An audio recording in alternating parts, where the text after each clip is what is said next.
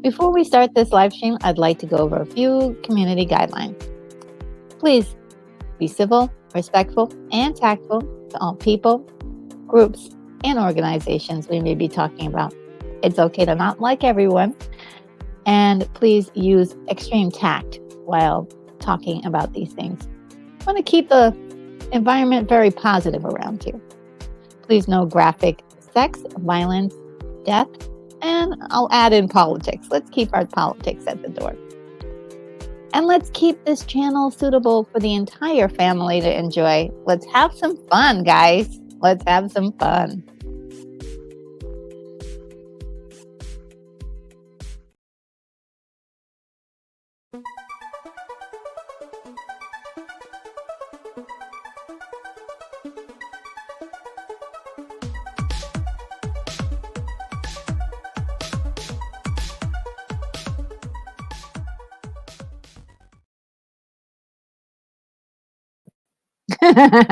Hey, good morning. Of course, I was dancing off screen. How is everyone this morning?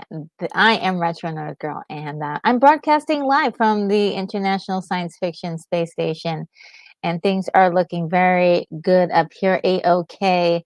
We are doing well. I hope you are doing well as well. And I'm hoping that you guys can hear me just fine. Yep, Keith E has just let me know that he can hear me just fine. Thank you so much, Keith E. Um, and yeah, it's just turning out to be one of those interesting mornings. Took a little while to get up. It was a little groggy, and I was like, I was like, oh no, can I have 4 more hours? But I'm doing it, and we're doing this. And so the first person up today was Unicorn Rampant Studio. Thank you so much for being first. Says greetings, retrophiles. I can't wait to listen to just the headlines while staying incredibly on topic. Do you guys know the drill? I mean, you guys know the drill. Thank you so much, Unicorn. Oh my goodness, your support is just wonderful. Thank you so much. I know you have a very busy morning. Oh, and you did send a barrage um, of emojis. Let's look at them. We've got a newspaper, so they get the news, just the news, the headlines. We've got a retro girl. That's probably me. And we've got a rocket ship. I got some coffee. I've got my coffee right here. Woo! And we got some puppies, a dog, and a unicorn, a wonderful unicorn. Thank you so much. I love it. I love it. And we've got Keithy in the house, and so glad that you're here, Keithy. You're just a wonderful person.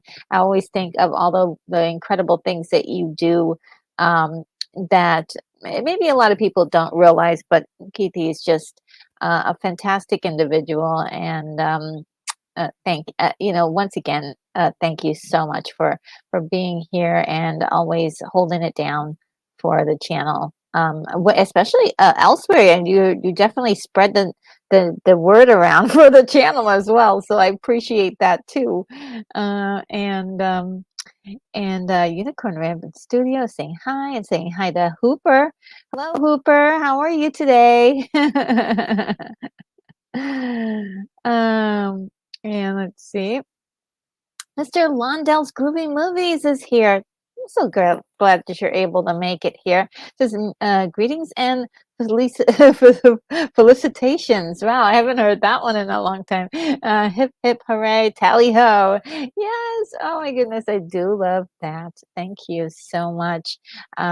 And if you guys have not visited Mr. Londell's Groovy Movies, you really should head over there because he does cover a lot of retro movies, the kinds that we like, and talks about them. So go on ahead and check that out. And Keith A says, oh yes, Keith A says that he can hear me. I got it again.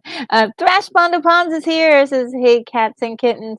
Thrash in the house. I did manage, Thrash, to see your live streams, and I wasn't there for the live portion of it, but I was there on the replay and saw everything. I was just so happy to see that you were using StreamYard, and it looks like it was working really well for you. So so glad that you have that available now to your disposal. And I guess the more you learn how to use it, it's going to be really, a piece of cake. But always, technology, technology. And and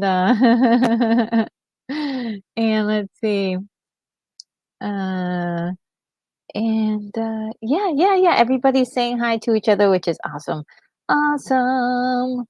Yes. So great. So great. You guys are wonderful. All right, guys. Today I have a lot of stories for you. I don't know how this happens.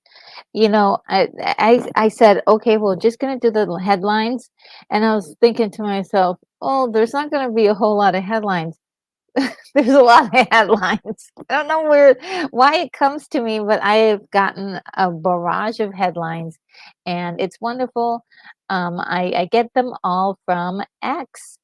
And it has actually been a nice source for me to get these, as well as to promote the ways in which I'm getting them. So I love that too. that I'm able to share exactly where I'm getting these stories from. Not all of them are 100% accurate. There were a few that had to be deleted at some point, so they were either deleted themselves or I discovered that some of them were just complete bollocks. But it was really it's really not too bad. And I hope that word isn't a bad word. Is that a bad word? Did I just say a bad word from another culture? I just I hope not. I hope not. I hope not.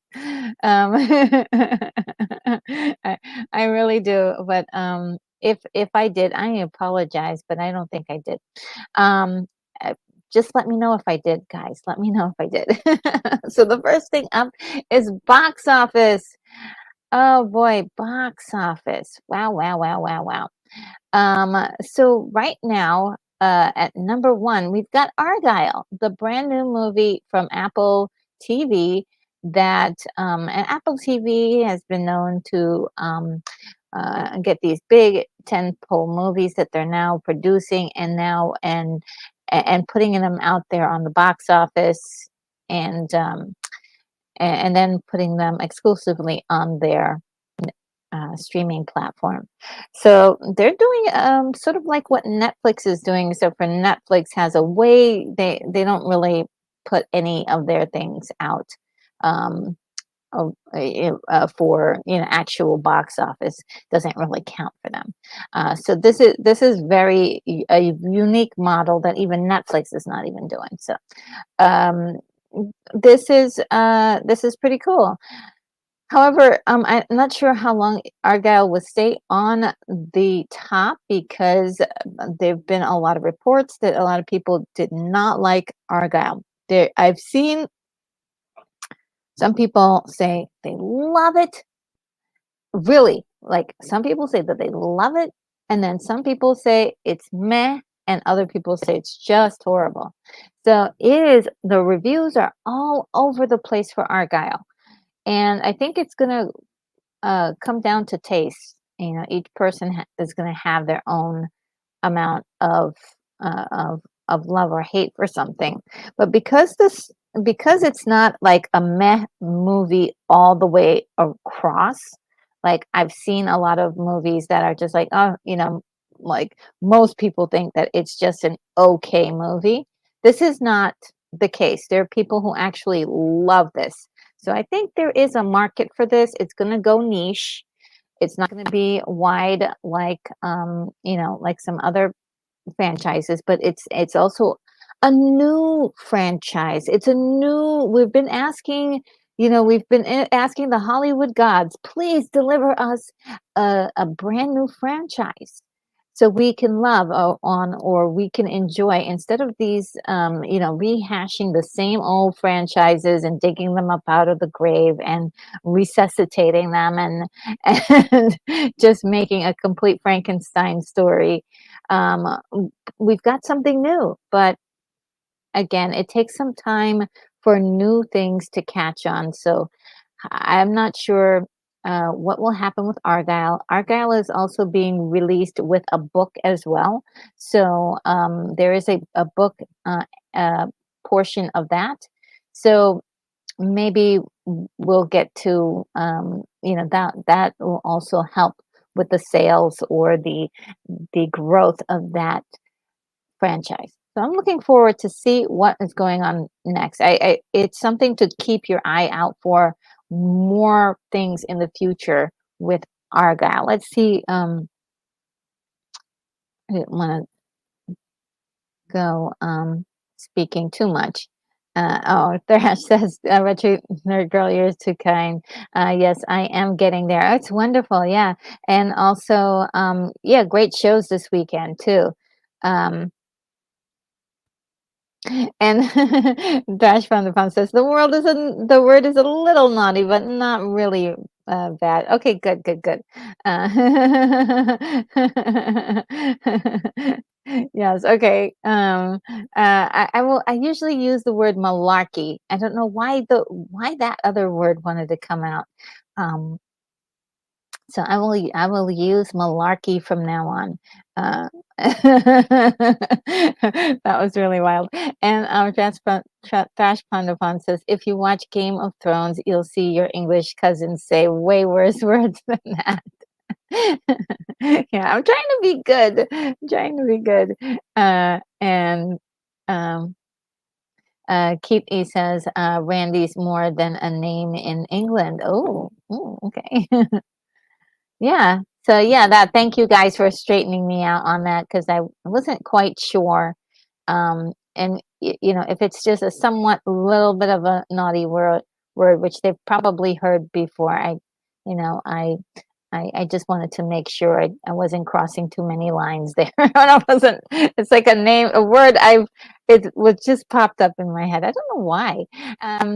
And so the second, on the list for box office, the second thing is The Chosen. And I don't know why. I don't know why this is on my list. I have no idea why The Chosen is on my list here, but I have no clue what it is either. But underneath that is The Beekeeper, MGM. The Beekeeper is just one of those movies that really was scheduled to be non-existent. It was supposed to be like number 12 by now. People hated this thing. The first week, they said some really nasty things about this movie, and turns out that it is another one of these like new franchise possibly. It's what we've been asking for. It's male led. This is a male led movie. It's something that a lot of people were saying. We want more men in the front, in the front of our movies. There we go. And so some people are enjoying it a lot. Okay, the reviews are also, again, all over the place for this. It's not getting a wide range of everyone saying, "Oh, this is the best thing ever," and they're not even saying it's mid. Like there are some people that say this is really hot trash, and other people saying, "Wow, this is really amazing stuff." So we're getting like completely different views on The Beekeeper. So it is going to be another one of those niche things that people, either you like it or not. And one movie that is really getting a lot of praise right now is Wonka. People really enjoyed this movie, and this is a great movie to take the whole family. So it's still doing very well. Eighth week, number 4, pretty good. We've got Migration is another family movie, and that is at number 5. This is great. Universal's just doing fantastic this year. Um, and so we've got Mean Girls, which took a big hit because of the nature of it being a musical. People were very unhappy about that because there was no mention of it in the marketing. So people thought it was just a remake of the original and did not know it was indeed a musical on top of being a remake. And it, it got some people not so happy about it, but it was hanging in there for a little while. It was number 1 for a few weeks, but it's gone down to number 6, and I think that's because everybody wants to see some of the other movies there. Now, Anyone But You, I did not, I don't, haven't been hearing anything about, which is really kind of concerning because I haven't heard anything, but it's number 7. That's not bad. Top 10. American Fiction, that's been getting a lot of buzz, and so it's still hanging out on its 8th week. Not bad.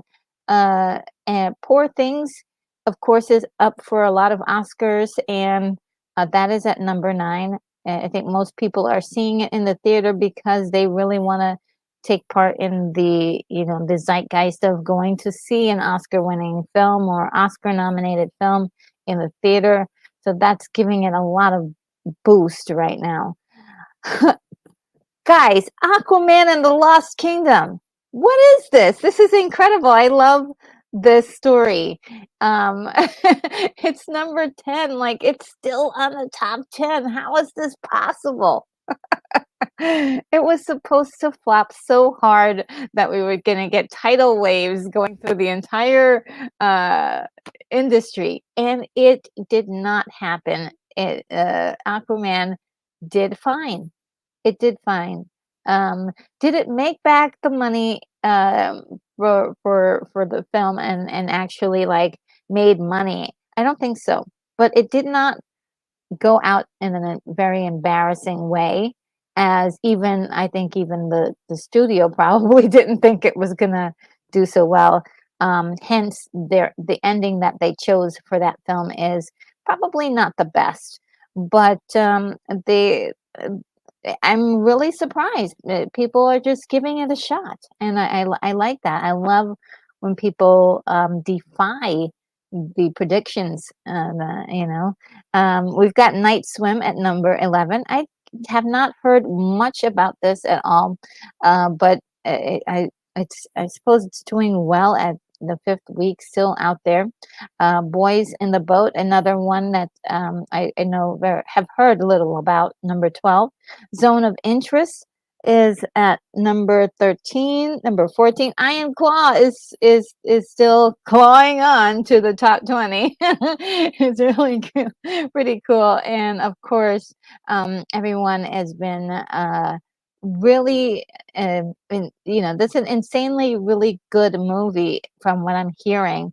And this is another A24 film. They're just amazing what they're able to do at A24. Um, Origin is, let me see, 13, 15, and at 16 we've got they're adding things from TV, aren't they? The Boy from Heron is another one that is still holding on to the top 20. So that is awesome. That is awesome. And that is a kids movie. Let's see. And Ben Grimm, hi, how are you? Good morning. Says fiction also got a lot of Oscar nominations. Yes, yes, it did. So yeah, it's one of those movies that everybody's talking about, and it's up for some Oscars, and they're doing the entire circuit of awards ceremonies and stuff, as well as people just loving. Uh, that movie. In some places, in some ways, it's controversial and to some people. So, yeah, it's been getting a lot of buzz lately. So, so that was the box office. Now for the headlines. There's a lot, and we're first going to go through some the sad part of it, which is I'll try to make it where it gets better and better. I have like a crescendo going here, but first, definitely want to talk about Carl Weathers. I kind of put together a little kind of tribute to him a little bit. Carl Weathers, born January 14th, 1948, in New Orleans, Louisiana. As an eighth grade student, he earned an athletic scholarship to St. Augustine High School, a private school. He was an all around athlete involved in boxing, football, gymnastics, judo, soccer, and wrestling. A lot of the information I got, just to be upfront, I got a lot of it from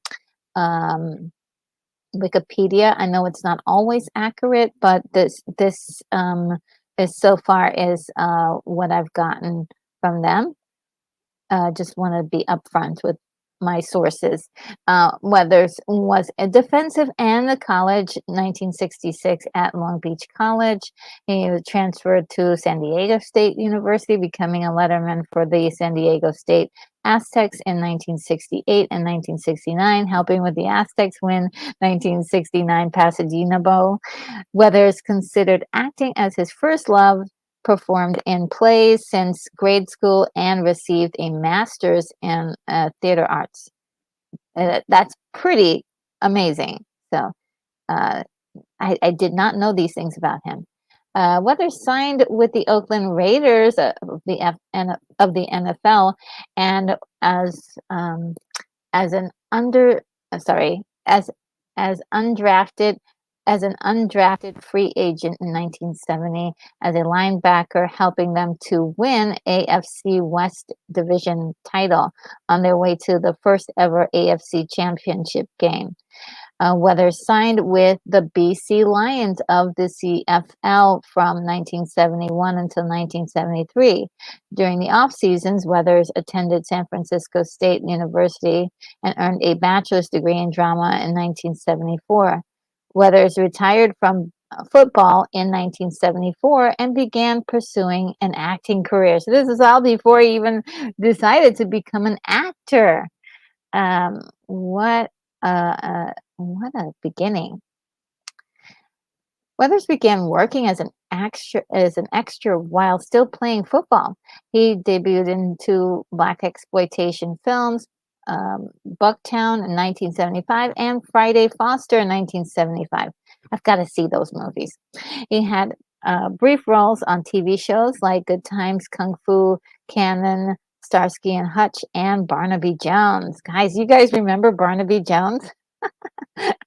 Wow, that takes me back. While auditioning for the role of Apollo Creed alongside Sylvester Stallone in Rocky, Weathers criticized Stallone's acting, which led to him getting the role. He reprised the role of Apollo Creed in the next three Rocky films: Rocky II, 1979, Rocky III, in 1982, and Rocky IV in 1985. Everybody remembers Rocky IV, right? What a movie. And Weathers briefly appears in Close Encounters of the Third Kind in 1977. In 1978, Weathers portrayed Vince Sullivan in a TV movie, Not This Time. It was in action films like Force 10 from Navarone in 1978, Predator in 1987, Action Jackson, which he stars in 1988, and Hurricane Smith, 1992. Also, Weathers hosted an episode of Saturday Night Live in 1988 and appeared in a skit on the show in 2003. Also, he was an incredible singer. Which I did not know about. Very talented individual. Weathers appeared in Michael Jackson's Liberian Girl music video and co-starred in the 1996 Adam Sandler comedy Happy Gilmore as Chubbs, a golf legend teaching Happy how to play golf. He reprised the role in nearly 4 years. He reprised the role nearly 4 years later in Sandler's comedy Little Nicky. I have to confess, I do love that movie, Little Nicky. That's like a guilty pleasure of mine. In 2019, Weathers appeared as Grief Karga in several episodes of the first season of the Star Wars series The Mandalorian. He returned for the second season and also directed the episode Chapter 12, The Siege. He returned for season 3 and directed the episode Chapter 20, The Foundling. His performance in the series earned him an Emmy nomination for Outstanding Guest Actor. And this is something that's happening now. Carl Weathers will still appear in a Super Bowl ad for Dan Fuel. Adjustments are being made to the commercial with consultation from Weathers' family. So that's something to look out for in the future. And I do have a set of pictures that I wanted to share with you, and a moment of silence, if you, in respect to him.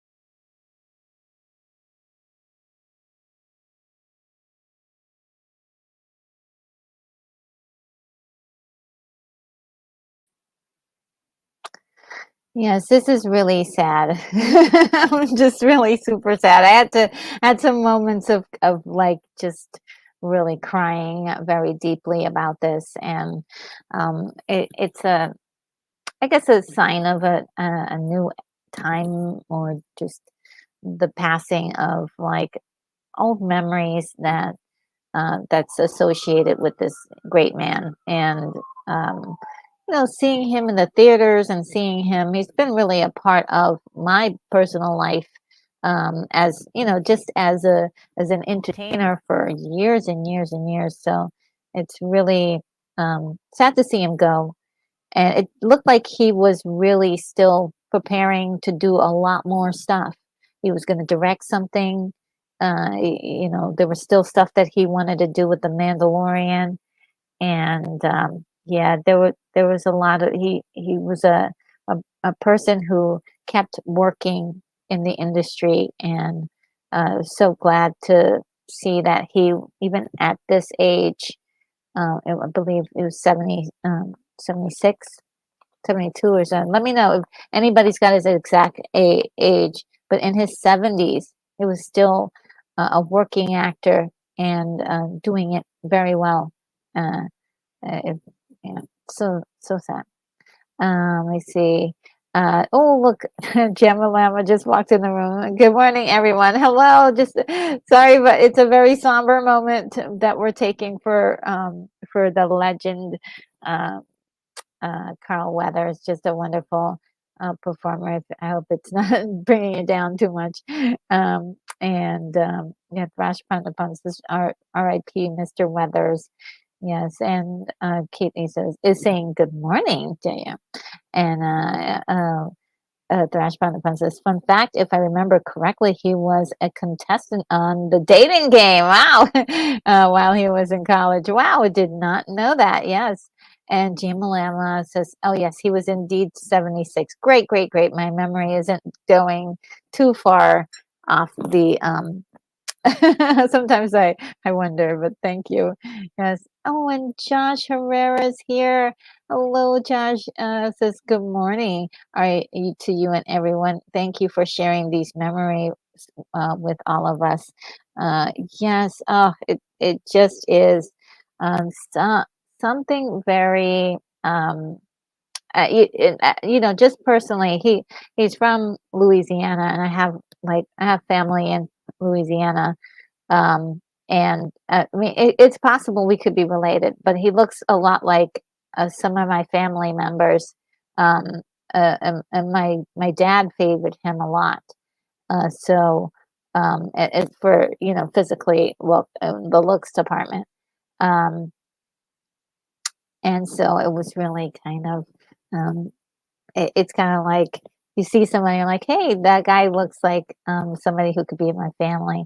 Um, and like to see how well he's done over the years, and just entertaining.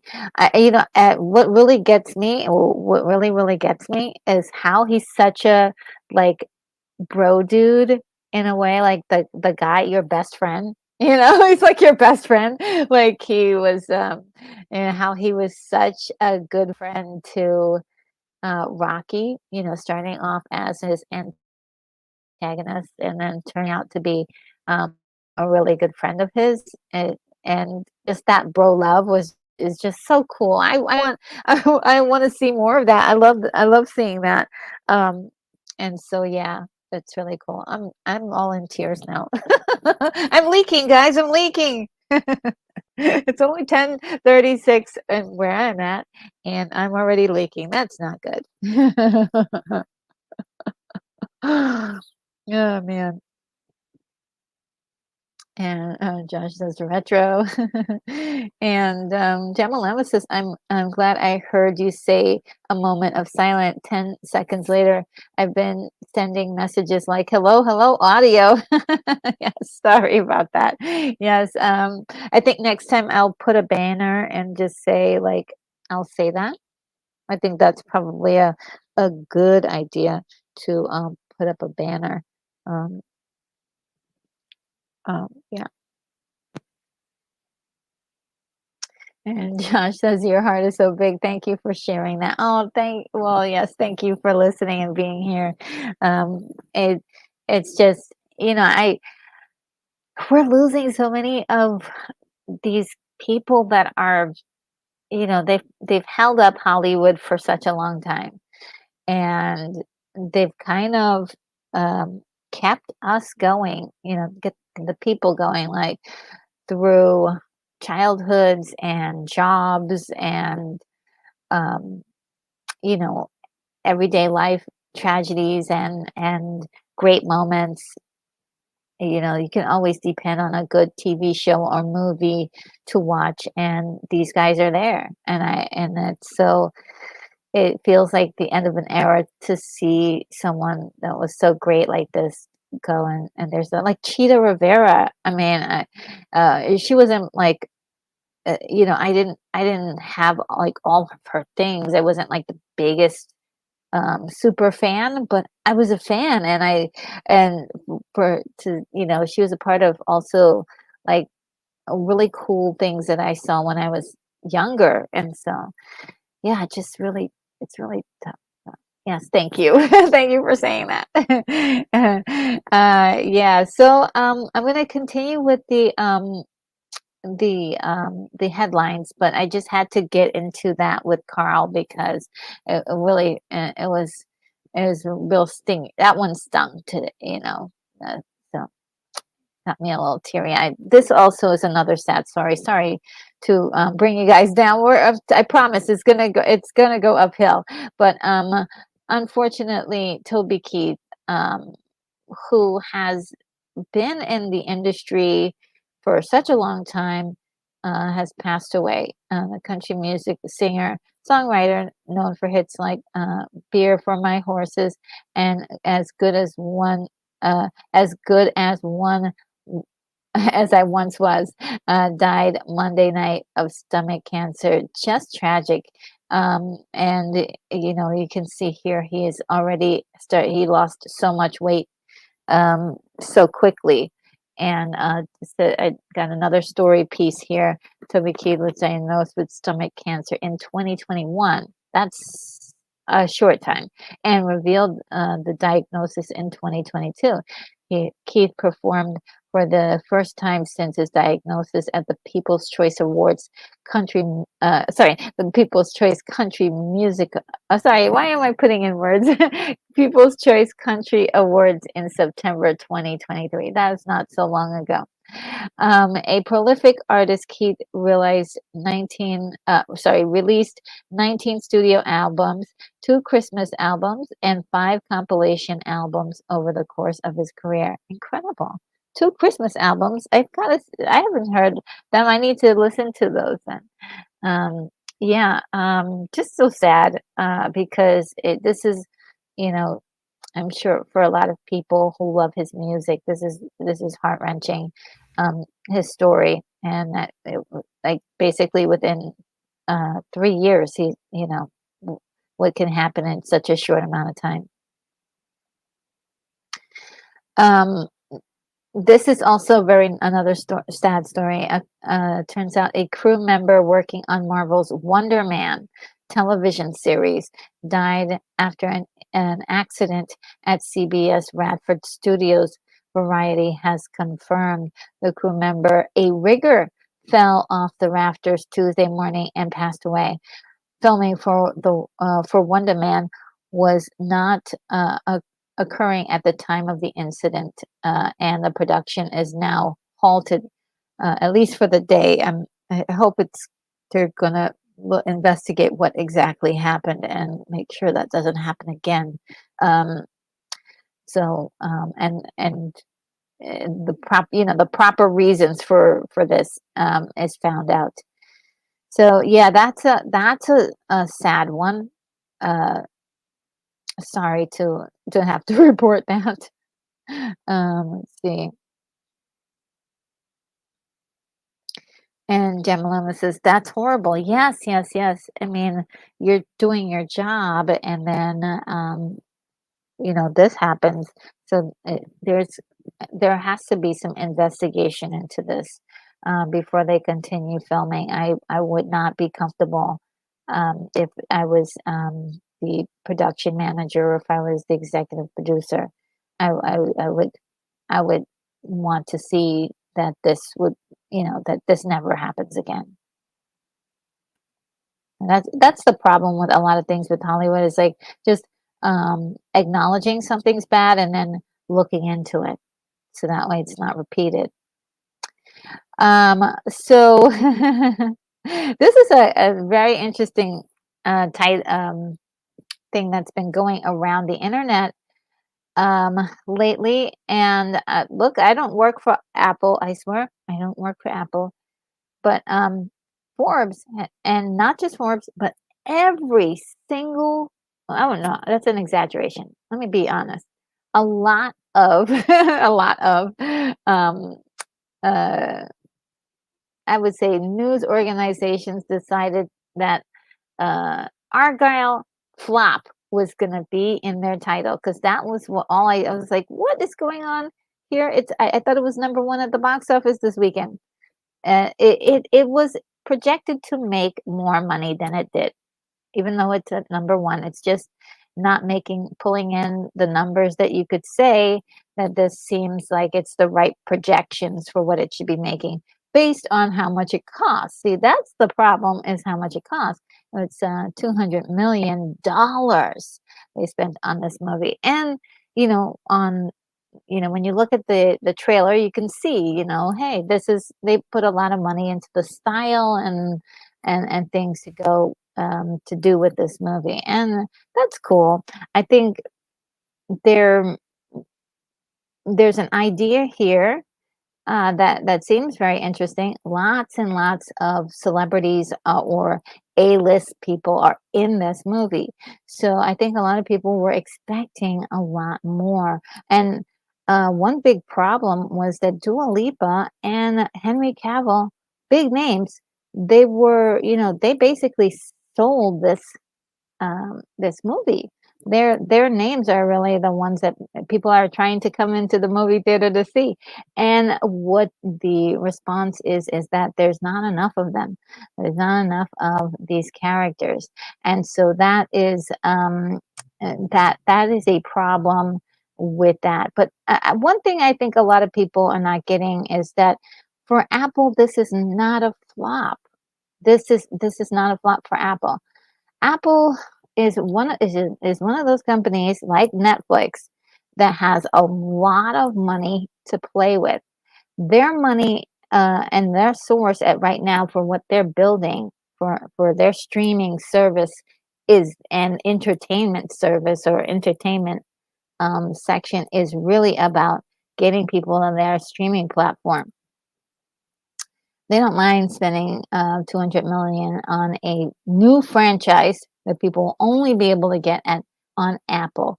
So they're thinking about the future tail end to this. This is not about this film at this moment and this time. So I think a lot of these articles are just a little bit inflammatory. You know what I mean? They're a little bit exaggerated. Um, and it may be just to get clicks because you don't get clicks. They're like, oh, Argyle failed their projections. No, the saying that it's a flop is way more bombastic and way more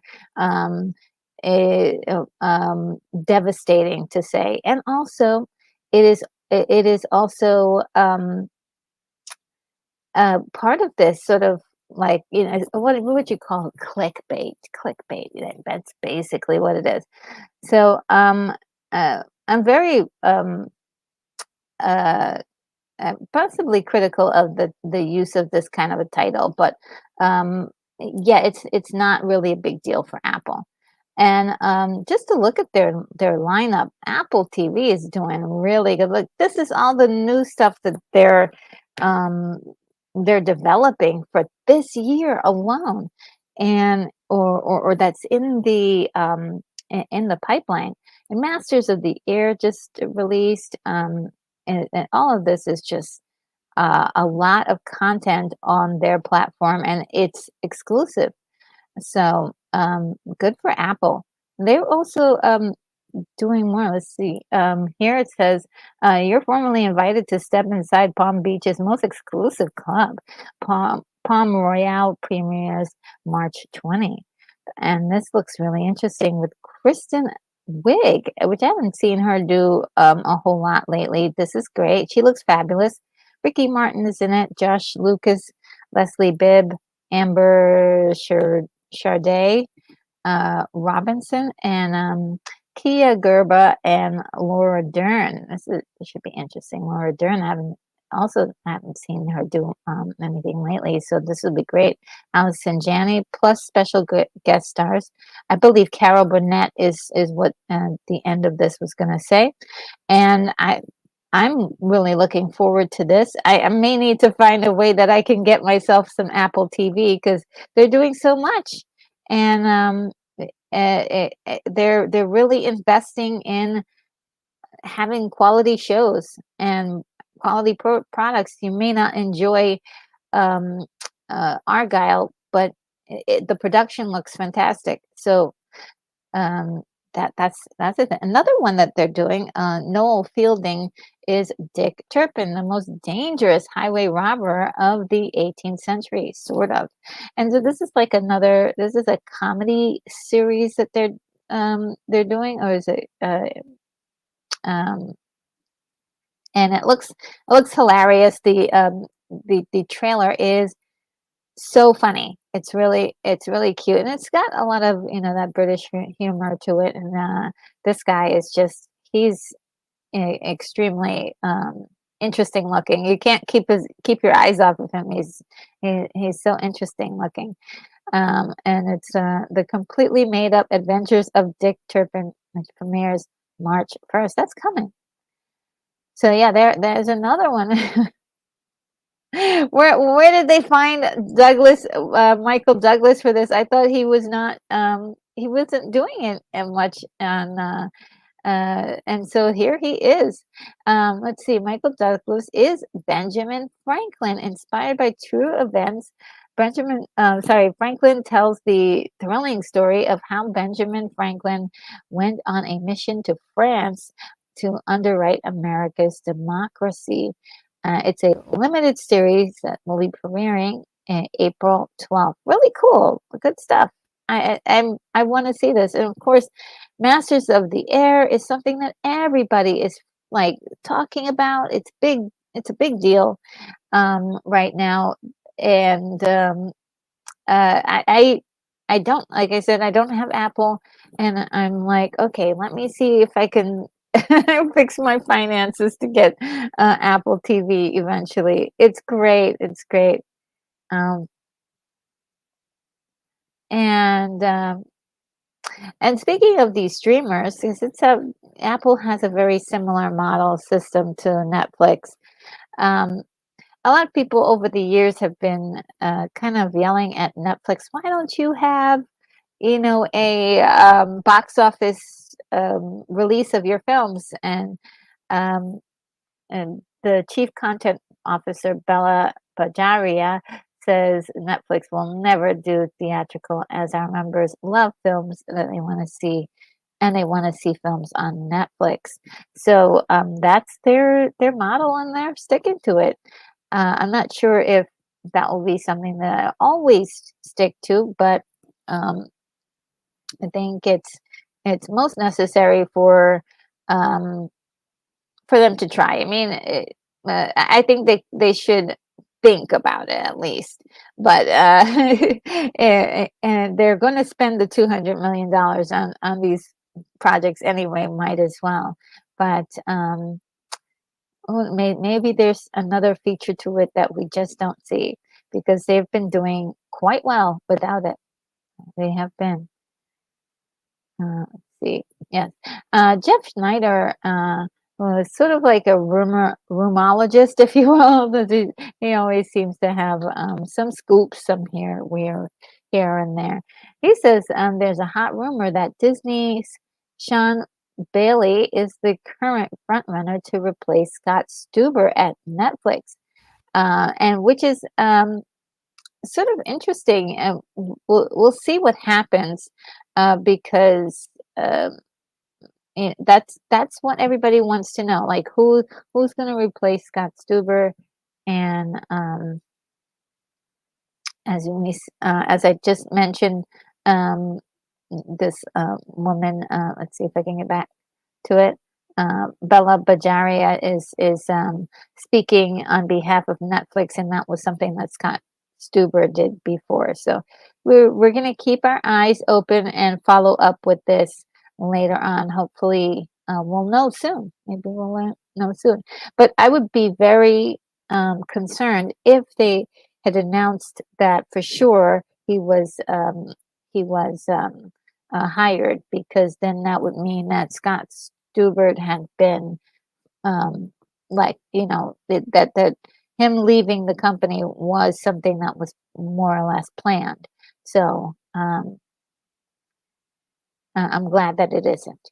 Now, the Hollywood Reporter says that Netflix reveals its 2024 Korean slate of films, a series including a new series of Squid Game, Physical 100, Hellbound, and Zombie Verse, which is really interesting because they're just tapping right into the Korean film market. And that was something where they did a few films before, and now they're just like, hey, this is a successful model, and it looks like everybody wants a little bit, to watch this new content. We had the writer's strike, we had the actor strike, and there was a lull there of making content, and so these films are going to fill up that space for 2024. And this is what I was predicting last year, pretty much, that we were going to get these international films become front runners in our culture, because it's content that fills up the year. So yeah, this is really great stuff, and we're gonna probably see things we'd never imagined that we'd see before, and possibly even get inspiration, which is great. And the Squid Game, which is very popular. I did not catch this one. I did not join the Squid Game um, populace. It's finally returning in 2024 with player 456 on the hunt for the front man. And so that's coming soon. I do love his bright purple hair. It's really cool. Then we're getting Parasite, the gray. The Gray is coming later this year, joining Netflix stellar lineup of Korean dramas. So yeah, this is really more cool shows. Now, I reported this last week, and this is sort of the follow up to that little mention. But Netflix decided they were going to shelve a movie that was almost pretty much completely filmed, and it was one with Halle Berry. And here we say a Netflix exec says the decision to scrap Halle Berry's sci-fi movie, The Mothership, was mutual. Oh gosh, how bad was it? Everybody on both sides, the talent and us, just agreed that it was better not to watch it. Wow, that is incredible. I never heard of anything like this. I really would love to hear some statements from Hallie or anybody, just to give us a clue as to what happened there. Also, it would be helpful for other writers and people who are producers to understand, like, what was so wrong with it that they scrapped it. My goodness, it could be a good learning lesson for all of us. So. But guys, this is coming soon. This is I believe a trailer is out right now, or a teaser. But this is just a little still here that was taken, and this is a preview of Beverly Hills Cop Axel F. Is revealed in a new trailer from Netflix, which teases some of what's to come in 2024. They didn't really give you everything. They gave you just like a little moment, but and he looks pretty good. I think Eddie Murphy looks like, he's Axel Foley's back. So we'll see what he does there. And this is all going to be on Netflix. They're a very smart company. I think they're really smart. And this is another thing that's on Netflix, and it's getting fantastic reviews. It is called Orion and the Dark. And this is something I mentioned. I must have mentioned it, like, I would say, if I could take a gander at it, maybe sometime in November, I may have mentioned this. But it is in the it is getting a lot of great reviews, and it's certified fresh on Rotten Tomatoes, which means a lot to some people. But yeah, uh, it's one I want to take a look at too and see. It looks intriguing to me. And it's a kids movie as well. And so DreamWorks Orion and the Dark is now certified fresh on Rotten Tomatoes with an 88% score.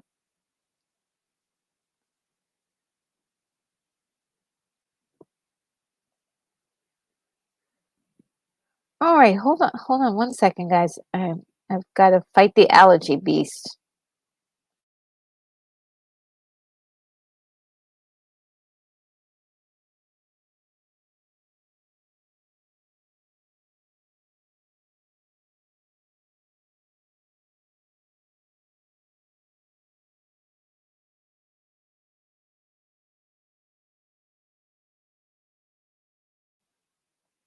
All right, wasn't too long. Let's see. Gemalama says Squid Game was so trendy, it turned me off. Yeah, it kind of turned me off too. I'm not the kind of person who just follows everything everybody does, but every once in a while I will try it and I'll dip my toe in the water. But for the Squid Game, I just didn't feel it. And I'm not a big fan of these competition death games kind of movies. They're really um, don't they turn me off quite a bit. Like yeah. And Gemma says, I forget sometimes things are popular because they're actually good. Yeah, yes. I mean, I know that if I sit down, I probably will like it. I'll probably like it. I just get to that feeling too. I don't always see everything. That's why I'm a retro girl. I rather see Jason on the Argonauts one more time. And then it says that Prime Video. Okay, guys. Yes, Prime Video now officially has ads unless you pay $3 or more or less a month. And yeah, I I had to bend the knee. I was like, I was like, really, I'm really unhappy about that. But yeah, who wants to watch commercials on for everything you watch? And the thing about Prime Video too is that you might go a whole month or 2 months without even looking at it. You may not even use it for a whole month. But yeah, nevertheless, you still have to pay for it. Really, kind of. Um, they're going to make a lot of money from that. They're going to make a lot of money. They're going to make a lot more money from charging, and then they're also going to make more money for just showing it for people. So yeah, it's not gonna be that great. But if I was a company, if I had that company, there's nothing you can do. I mean, there's an obvious way to make money, and they're taking it. It's very interesting though, because to have a model that began without the advertisements and now it has a advertisement is it's just something that I guess as these different platforms are growing, they discover that they should do it. I mean, it's sort of like YouTube when we first came on the scene. There was no advertising. And then they started to get advertisement, and then they decided, wait a minute, we're going to lose all the people that are putting all their time and energy to making videos so we can have the ads. Why don't we have partner sharing and share the money with so so there is, there is some growth for a lot of companies. They have to do this, but uh, doesn't mean that we have to like it, right? We don't have to like it, because this is an extra $3 that I would like to use towards maybe a coffee. So I guess no coffee next month. And we're coming up to the segment in which we talk about the Grammys. The Grammys were a big deal this weekend, and it was. I didn't actually see it because um I was busy. I had things to do. I had thumbnails to make for this week. Had stuff to do, but the internet has all the highlights, and thanks to X, I've got the highlights for it as well. Let's see. Um, and we got a few. Let me see. And uh, just to catch up with what you guys are saying, Jamalema says, but yeah, the whole death game thing is not appealing to me either. Yeah, it's just kind of, oh, it gives me the creeps. Like some of the other ones do too. Oh, yeah, thank you, Jerry Minoz is here. This is Raid. Oh, hey, good morning, good morning. You guys are so sweet. Thank you so much. And Mrs. Dadman Walking 55. So glad that you're here. Yes, I I saw your live stream this morning, so took a peek in there, and it says Mrs. Van Rocking rating with positive vibes and maybe snacks. Ooh, yum yum yum yum yum. Thank you so much.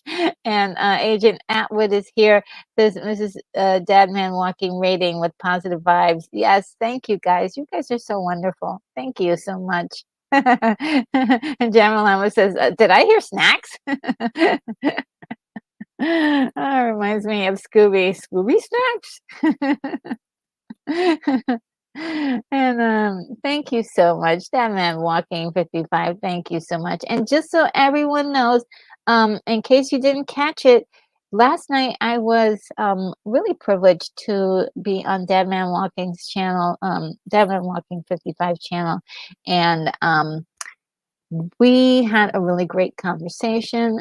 You want to head over to his channel and check out that live stream that we did last night.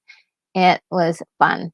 So we talked about a lot of different things. So that was really cool. Thank you so much. Thanks for stopping by. You guys are fantastic. And Jerry Minosa says Killa got arrested. Now, I saw that. I saw that a news article, but I don't know who Killa is. And he's an artist. But when I looked into the story, it looks like something it may have happened with some bodyguards that got overzealous and so on and so forth. And that's why there was an arrest as he proceeded to win a whole bunch of awards. So that was very weird. But thank you, Jerry Minosa. You are hip. You are hip. And Mrs. Dabman walking 55 says hello. Is saying hi. Okay, yes. She's got some snacks. Oh, pretzels. I love pretzels. And the Daily Dan blog is here. Hello. Greetings from South Carolina. So good to see you this morning. Thank you for joining us.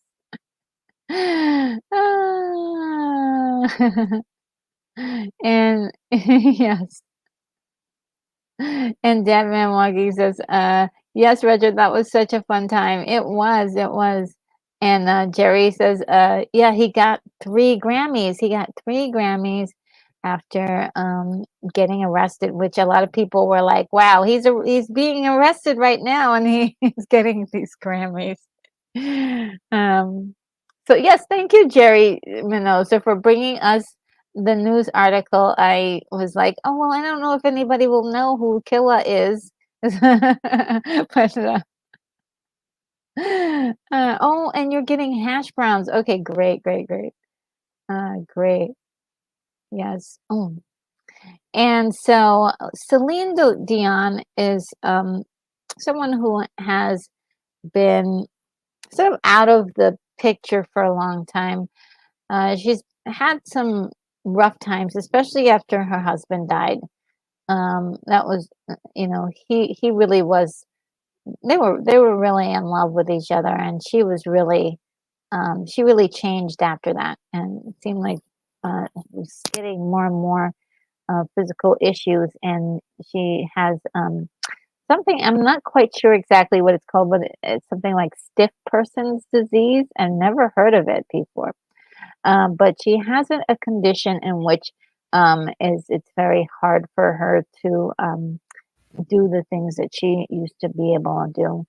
And she was able to come out for the night, and she looked fabulous. She looked really great, and she was very graceful and sweet. And a lot of people gave her a lot of love for her to be out there. I think they gave her a standing ovation, and it was wonderful. Just great to see her.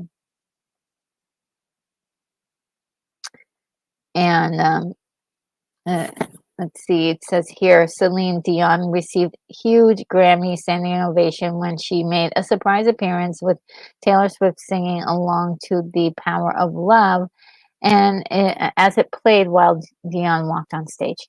Thank you all. I love you right back, Dion said. You look beautiful. And when I say I'm happy to be here, I really mean it from my heart. Those of you who have been blessed enough to be here at the Grammy Awards must never take it for granted. The tremendous love and joy that music brings to our lives and to people all around the world. Really nice statement. And so, yeah, she's, just one of those legends that we still have some left. Just, I mean, most of them have passed on. Whitney, Michael, Prince, and in her day she did some really incredible work and did some fantastic albums, and it, I hope she still remains in decent health enough to do some things, and she gets better. So prayers are with Celine. uh, and Another interesting thing, Oppenheimer won Best Original Score at the Grammys, which was really not a surprise to me. I was like, yeah, I could see why. It was uh, the auditory part of Oppenheimer was just one of the best experiences I've had this year. I was like, what am I listening to? This is wonderful. And it was something that just really made me feel. It gave me an out of body experience in many ways. Um, and Mrs. Dadman Walking 55 says, "Have a great stream. Time for some lunch." Oh, yum, yum, yum, yum. Yes, enjoy your lunch. Enjoy your lunch. Uh, and Jerry Mendoza says, the name of that guy is rapper Killer Mike. Yes. Uh, didn't know that. Did not know that. Only Johnny Carson did not know that. Oh man. And Barbie also got something. Barbie the album wins best compilation soundtrack for visual media at the Grammys. So yes, Barbie walks home with yet another award.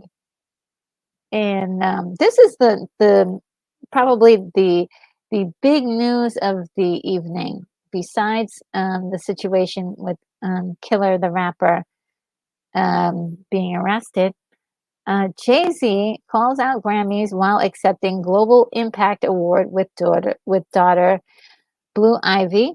And it's very interesting. This all stems from Probably a long-standing issue with Beyonce probably never ever getting the award for best album, but getting lots of other awards. And so uh, it's very interesting, but also sort of like um, a lot of people were saying, "Well, you guys get a lot of awards. You're rich beyond belief.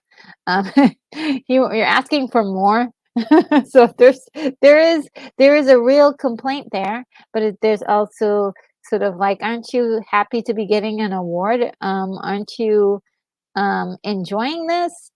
And and there's a sense of, where's the humble um, acceptance speech that people were looking for, instead of, you know, you owe, someone something.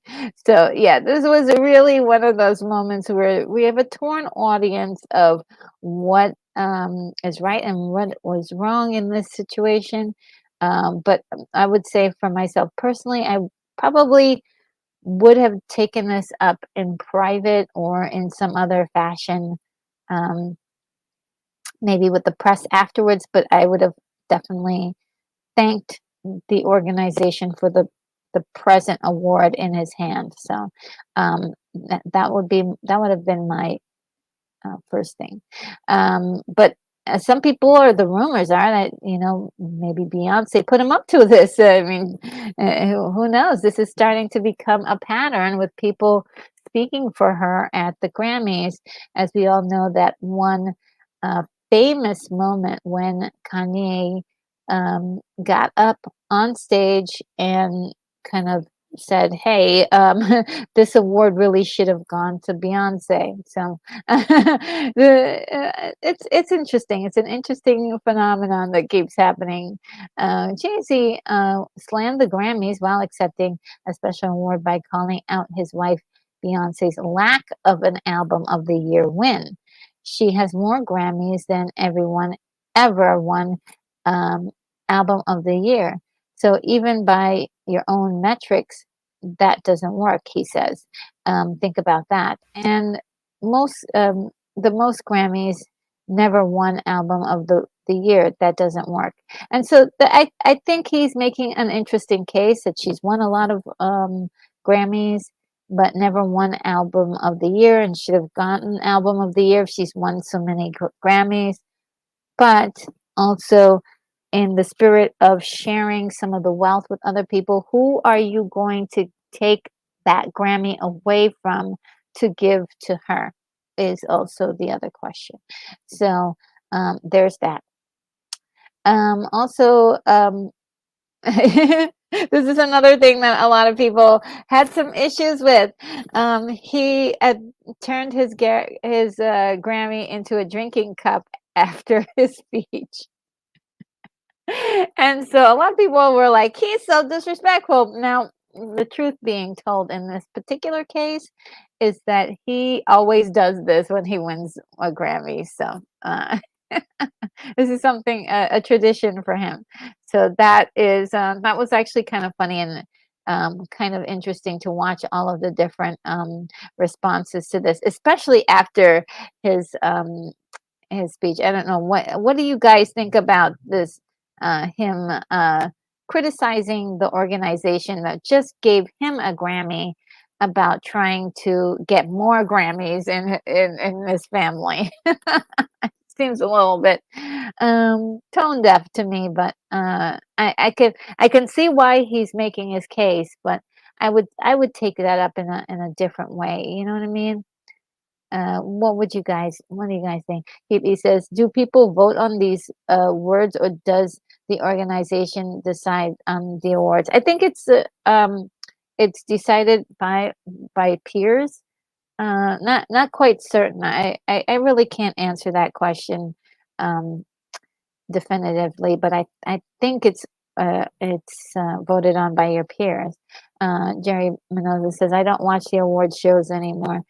Yeah, I could see why. I didn't watch it, but I think some of these stories are these are the highlights, if you will. Um, the headlines, the headlines from it. Mr. Mundell's Groovy Movie says, to hear some filthy rich guy whine and complain about this, it's just rich wife is not getting trophies. So pathetic. Yeah, I agree. I agree 100% on that because I think it like I said, it just feels a little tone deaf because a lot of people who are even watching this show are some of them are desperately wanting a career in music. Some of them are desperately trying to put food on their table. Some of them are you know, it just lacks the um I guess it's also like they are so detached from what it's like to be an average person in so many ways. They have not. When was the last time they actually like had a struggle and didn't get the things that they want? Um, it just feels so weird to hear it and look like I was saying before, it seems obvious to me. Like, yeah. I could see why you would be concerned because I do have a story of somebody who did win several albums of the year, and maybe there's more to it. Gemma Lama says, I can't remember the last award show I watched. It has to be in the 90s. Well, yes. I watched some award events last year, and that was fun. But I used to throw parties for when the Oscars used to come around, and that used to be a lot of fun too because you could get dressed up, and most people wouldn't pay attention to the Oscars until the big Oscar moments happen. But that was always fun. We'd dress up and pretend we were superstars and like a fake red carpet and just to do something fun. Um, and Keithy says, "Here's the trophy, and you get a trophy, and you get a trophy." Yeah, let's just give everyone a trophy so nobody will feel um, upset. And Jerry Minosa says, "I can see the entitlement." Yeah, it feels a little entitled, um, and it's kind of I felt yeah I can understand again both sides of the story. Uh, Keithy says that Susan Lucci never won a Grammy. Yeah, poor lady. She just barely won her Emmy. Um, after so many years of getting. But I also think it's just luck. Also, too, most of the people and not everybody. A lot of times when these guys get album of the year, you never hear about them again. You know, and so uh, if, at this point, if she's nominated, I'd be like, "Oh, yeah, great." Um, I would be afraid to win one. Like, what does this mean? But here we do have, and this may be one of the reasons why it was mentioned, because there seems to be some unspoken rivalry going on with Taylor Swift for some reason. She becomes the first artist in Grammy history to win Album of the Year 4 times. And look, people love her music, and she writes her own music. And I'm not saying that Beyonce doesn't, but she um, d- does have hits every single. She's there keeping up with all the hits, and is definitely deserves it too. So who are you gonna take? Like I said, who are you gonna take the award away from in order to give it to Beyonce? Is the question. Well, here's somebody who's very, very excited to win her award. And I'm not sure if I'm going to be pronouncing her name right. SZA? I'm like, I think it's SZA. SZA. shares her thoughts on not winning Album of the Year at last night's Grammys. She says, "I could have left with nothing, but I didn't, and I'm grateful." And that's uh, really great. Like that's the attitude to have. And I'm sure if you asked Beyonce, uh, she would give a very nice, like, Beyonce, how do you feel about not getting the album of the year? She'd be like, I'm fine, because she knows, there is a bit of tact and grace that you need to have in this stuff. But I would have loved to have heard um, more of that, and that's what that's what people are saying. Like, there's a difference. Um, you can't help but like this girl. Look at her. She's got a big smile and she's really happy about getting an award. Come on. Come on. Not only would refer to, speaking of awards, Margot Robbie said that she would have loved to see Greta Gerwig get a Best Oscar nominee for Barbie. And I think this is also a lot of people fishing for something to report on, because everybody is up in arms about these two being snubbed for um, Oscars. And I feel like if you want to call it snubbed, you can, but there. I believe in the idea of giving everybody an opportunity to win something. If these productions are good, um, again, who are you going to kick off the list to make room for these guys? Is the question. And so I think, and I didn't see all of the people when they make these nominations, is subjective to their opinion on who they feel had was the best. And a lot of people are blaming the fact that they weren't chosen for Oscars for Best Actor, um, or for best director, based on their sex. And I don't think that that's accurate in this case. I think it was just like they only had enough spaces for a certain number of nominees, and it just it didn't it didn't work out. And yet the movie has several nominations. This is great. This is great for Margot Robbie as a producer. This is great um, for Greta Gerwig as a director. She's not going to be at a loss for this. And also, we hope that her career is not over. She's still going to be making lots and lots of film, I hope, in the future. So, I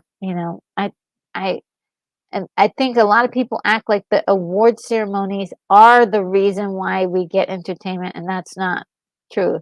This is the last part of it. Um, it, it, the first the reason why a lot of people get awards is because sort of an appreciation back, but it's not supposed to go be the only reason why we get the content in the first place.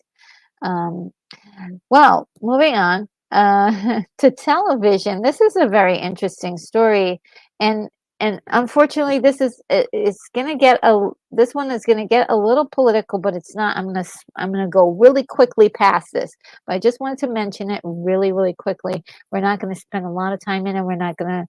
Um, we're not gonna call anybody any names. We're not gonna get deep into this. But Joy Behar called out The View co-host Alyssa Farah Griffin for not fully backing President Joe Biden in the 2024 election. Um, and I think this is where I just want to say this one thing about it. It's very personal what you decide you want to do. And this is where we get like actual bullying. This is bullying, and I feel like the View. Of course, people can mention their views and they can tell people, how they feel. But to actually tell your coworker or like you're not, you know, uh, you're doing it wrong as far as like what their political actions are. I think is really what I would consider bullying at this point, and that's all I have to say.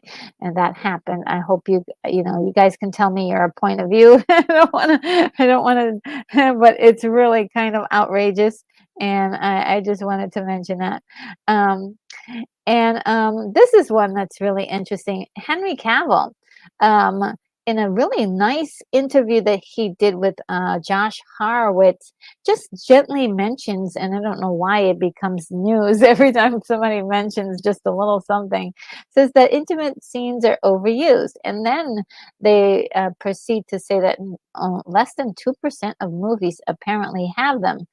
And that may be true, but in the context of what Henry was actually saying in this statement was that he he wasn't referring to movies in particular. He was speaking about entertainment in its totality, and what he was referencing in particular has to do with um, The Witcher. Um, his time on The Witcher and his time on The Tudors, and in both of those shows, there was a heavy emphasis on having those kinds of love scenes, and he's just voicing his opinion that they're not something that he prefers. That's it. And even if it's 2%, if somebody doesn't like them, I think it's 2% could be too much. It doesn't this argument of like he's wrong for what he's saying is sort of like um this is his opinion on this has nothing to do with um whatever the facts are. Now this is interesting. Speaking of the tutors, Karen Gillian, or I don't know why I keep calling her Gillian. Karen Gillan is going to be playing Mary Tudor, and Patsy Farron, her jester in Guy Jenkins's historical comedy Fools. Altitude launching sales at the EFM. And so this is going to be interesting. I'm looking forward to whatever this is going to be. It looks like a comedy. I can't wait to see this. And also Hannibal season 4 is something that people have been petitioning.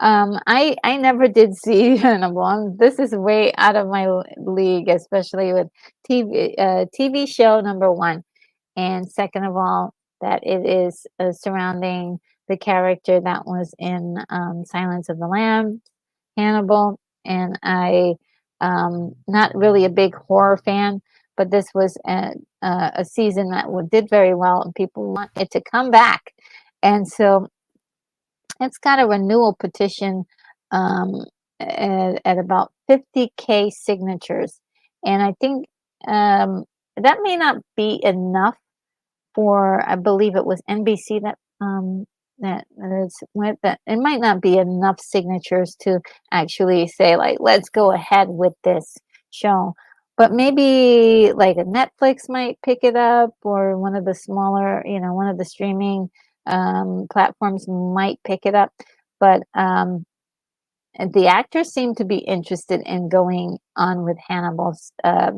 season 4, and we'll keep an eye on this to see if this actually pans out to get a season renewal. So that's a the fans are incredible. They can do anything if they just these kind of 50K signatures. That's pretty amazing. That's pretty amazing. So Culture Crave reports this, and pretty much it blew up on the internet. But I learned about it from Dadman Walking 55 yesterday when I did the live stream. Just before the live stream, he broke this news to me. This was all over the internet. That Gina Carano is suing Disney and Lucasfilm for discrimination and wrongful termination. And this is long overdue. This is very long overdue. She is seeking a court order that would force Lucasfilm to recast her. Elon Musk is paying her legal bill because of his promise to support those who claim they have been discriminated against on Twitter. And I'm not sure if she's gonna win or anything, but I love the fact that they're doing this because this is also bringing to light um, the unfairness of this, and also it would be great to learn the very details of all of the things that was going on behind the scenes during this firing. Like when they fired her, like what were the things they told her to do? Because she did release a very interesting tweet telling sort of outlining a few things about this. It would be great to know more detail about exactly what they told her to do. It would be great also to, and somebody needs to do this, to make a biopic about this. Please, that's really great. And let Gina star in it. That would be great. um and that will give her some work to do because poor lady. I think she is someone who got the wrong end of the luck stick here when it came to all of this. I mean, I you know, if it were me, I probably would have, been like, okay, let's just go through, and I would probably caved in, or probably wouldn't have written anything at all. But she really is like tough as nails, and really was sticking her gun to her guns with her point of view. And I don't think that is any cause for her to be fired. To be very honest. And I don't, and listen to this, like all the people that were complaining about her being fired, where were they for Mandalorian season 3? Why didn't they pump up the numbers for Mandalorian season 3? Disney conceded, and they said, okay, we're gonna fire her. Well, where were they? Where were those people who said, "Oh, Disney, you have to do the right thing, but and fire her"? Where are they now? As far as making sure those numbers were up there, it's very interesting to me. Let's see what you guys say. Uh, you guys had some things to say. He says Taylor is going to have one great song after she unloaded the current Kelsey guys.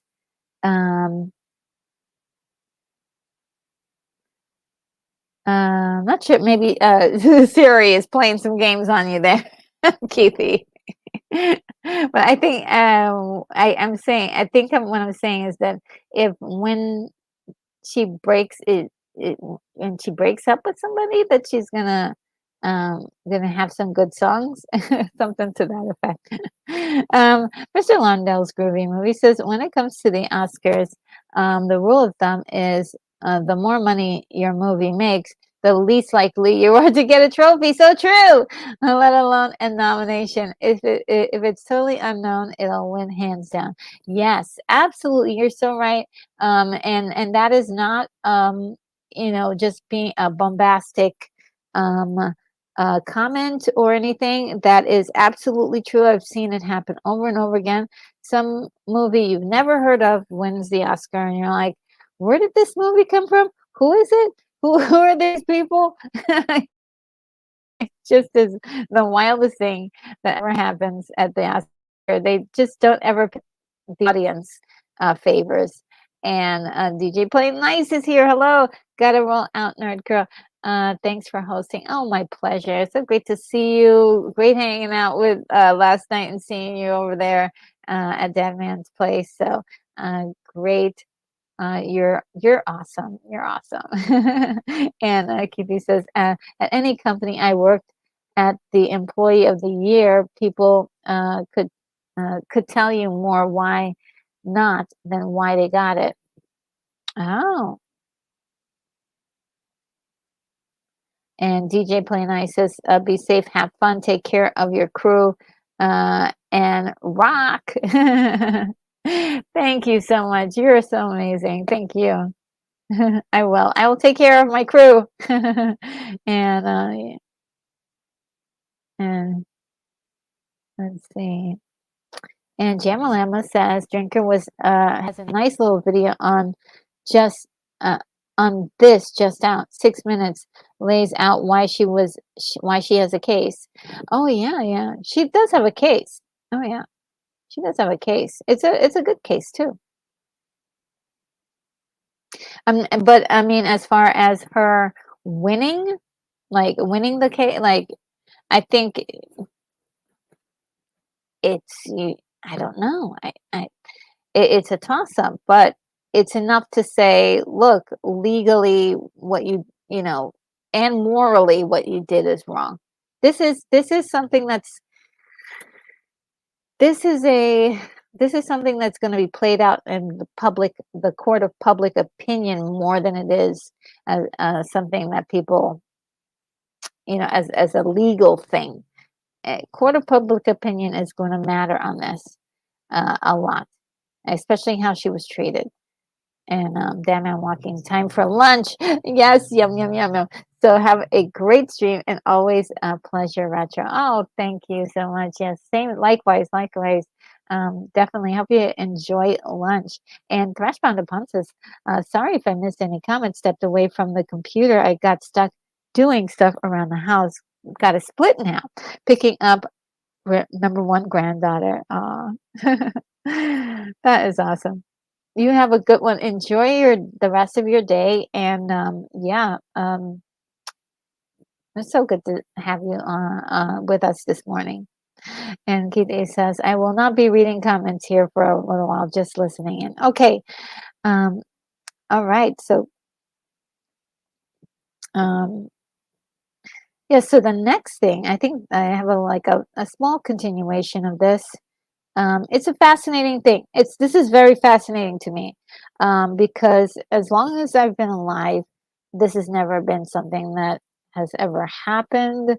That I, at least in the public, because I think a lot of this stuff used to happen behind closed doors and we didn't know what was going on. But this is something where we kind of all witnessed this, and it's just like it's new territory. It's brand new territory. So the next story is Miles Teller has joined the cast of the Michael Jackson biopic. Remember, we talked about Nia Long being cast as Michael Jackson's mom, and Michael. It says for Michael in the role of John Branca, Michael Jackson's high-powered attorney who helped shepherd his career from boy band member to king of pop. Interesting. I mean, uh, th- that's I have never heard of this guy. So I'm really fascinated by this story and how they're planning on telling it. They have a full cooperation with the family. And so this is going to be one of those stories where I think it's going to be very character driven.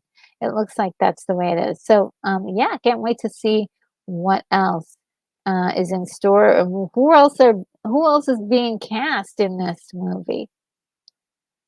And one thing here is reportedly the new Jurassic World movie will reboot the franchise. So there is a reboot coming for Jurassic World, and it's going to reboot everything, which I think a lot of people are saying yes, this is good. But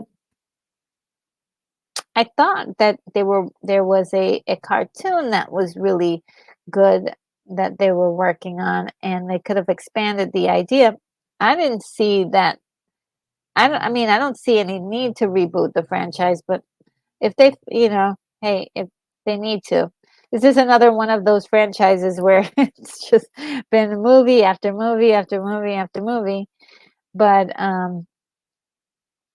the first one was always the best.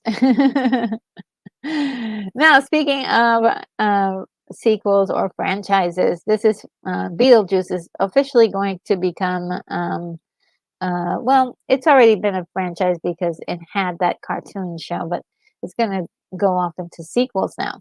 So we've got Beetlejuice 2, which is now titled, drumroll, Beetlejuice, Beetlejuice, which is really cool. Guess what the title of the third movie is going to be? And so, yes, we of course have Michael Keaton still starring as Beetlejuice, Winona Ryder, Jenna Ortega, William Dafoe, Catherine O'Hara, Monica Bellucci. So this is going to be it sounds great. It sounds great. What's concerning me right now is not that, but this. This is the poster for this iconic sequel, and it's very uninspired. It's cute. It's cute, but I wouldn't say it's it's cute. It's a callback to the original, but it's not exactly like thrilling, What do you guys think of this poster? Just asking the question. Am I being overcritical here? I'm just feeling like it should have been more. This looks like a computer generated image, like, oh, chat Mid-Journey, create a a poster from Beetlejuice sequel, and this is what they came up with. Not exactly interesting. I do like this title though. It says "The Wait Is Over," so that's actually kind of interesting. And we should be expecting it on September 6th. So that's pretty cool. Looking forward to that. We've got a little. This is actually a cool little thing I got from one of the headlines. Denis Villeneuve calls Christopher Nolan the best and most important filmmaker of our time. Wow, that is really that's bold and high praise, and most people would consider Denis to be that for themselves. So two great filmmakers. I love that they're doing amazing work, and that they're continuing to be exactly what they are, creators, great creators. I want to see more. I want to see what else they do, you know so love those two. Kevin Smith is on the list here, and I think I talked about him last week on a couple of shows. And Kevin Smith responds to the audience reaction to Masters of the Universe Revolution, which was more positive than its predecessor, Revelation. And to give you a little background, Kevin Smith did Revelation last 2021, and the reviews were it wasn't so much the reviews. Well, the reviews were bad. They were pretty much like were terrible, and he was not happy about that. But prior to that, there was a leak about some story information in which it was revealed that Tila was going to be the central focus of the story, which people were like, huh, this is He-Man and the Masters of the Universe, right? But they tried to work themselves around that by calling the entire series Masters of the Universe. So that was sort of a weird thing that happened. And when he was confronted with it, Kevin Smith did have some toxic things to say to the fans, and also denied that was true. And then when the show came out, everyone discovered that the leaks were true, and that he in fact lied, and that and people did not like that. They did not like that at all. But not on top of the fact that he did say a mistruth, was the fact that the story wasn't a fantastic story. I saw this myself, and I'm a huge fan of Masters of the universe. I watched it when I was a little kid, loved the show so very much, and it captured the physical look of the show, but did not capture the heart of the show. And the reason why everyone loves the Masters of the Universe from back in the day.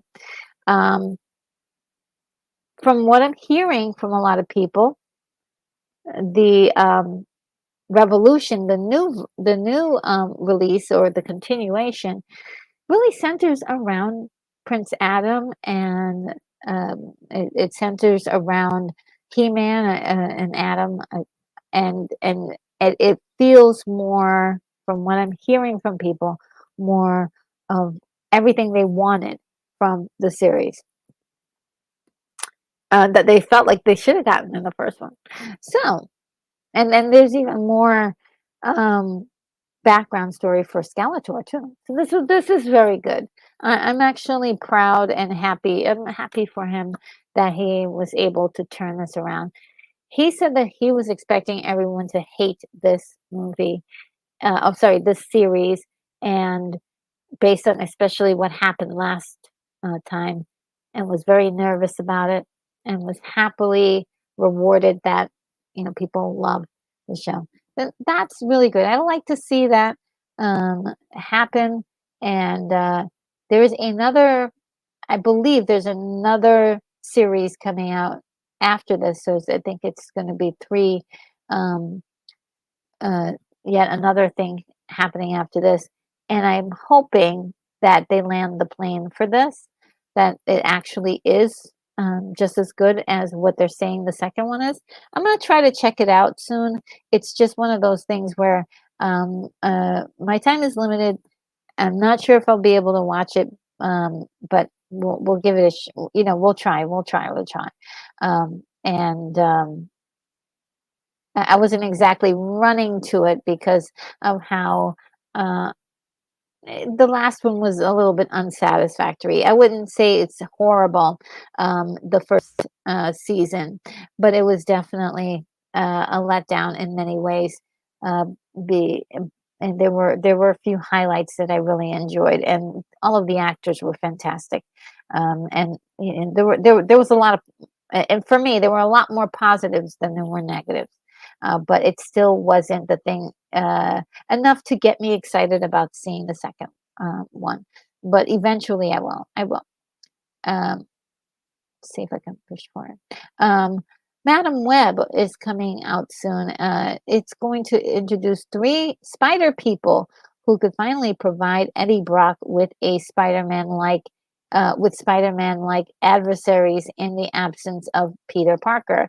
Yes, because we can't cross the streams, if you will. Peter Parker is definitely an MCU located character, and so to bring him into Sonyverse, Spider-Man is just going to be too confusing, and there's a lot of money involved with keeping those two separate. So furthermore, this here, their Spider-Man emblems can inspire Venom to develop his iconic white spider chest logo.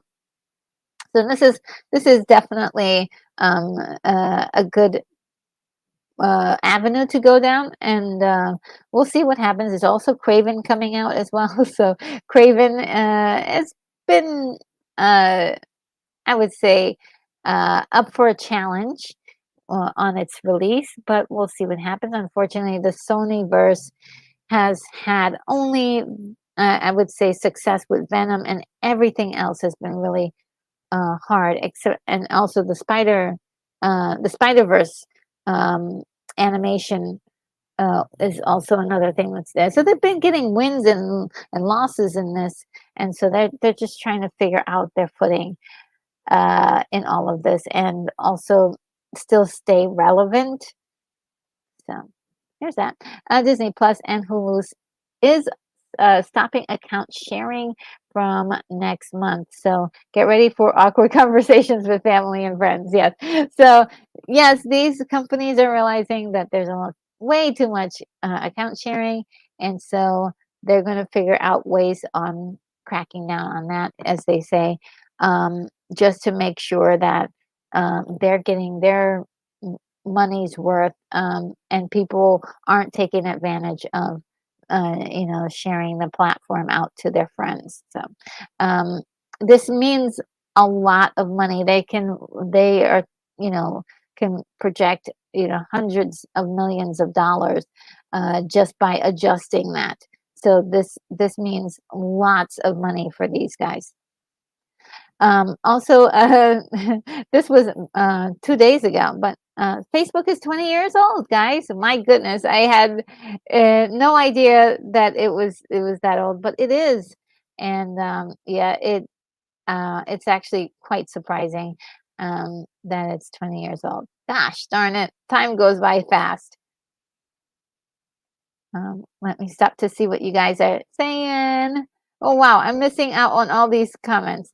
Krabby Patty's here says, "All right, what did I miss?"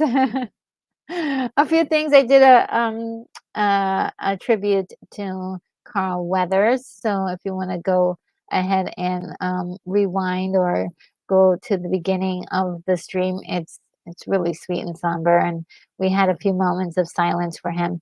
And Volcano is here. Says hello, guys.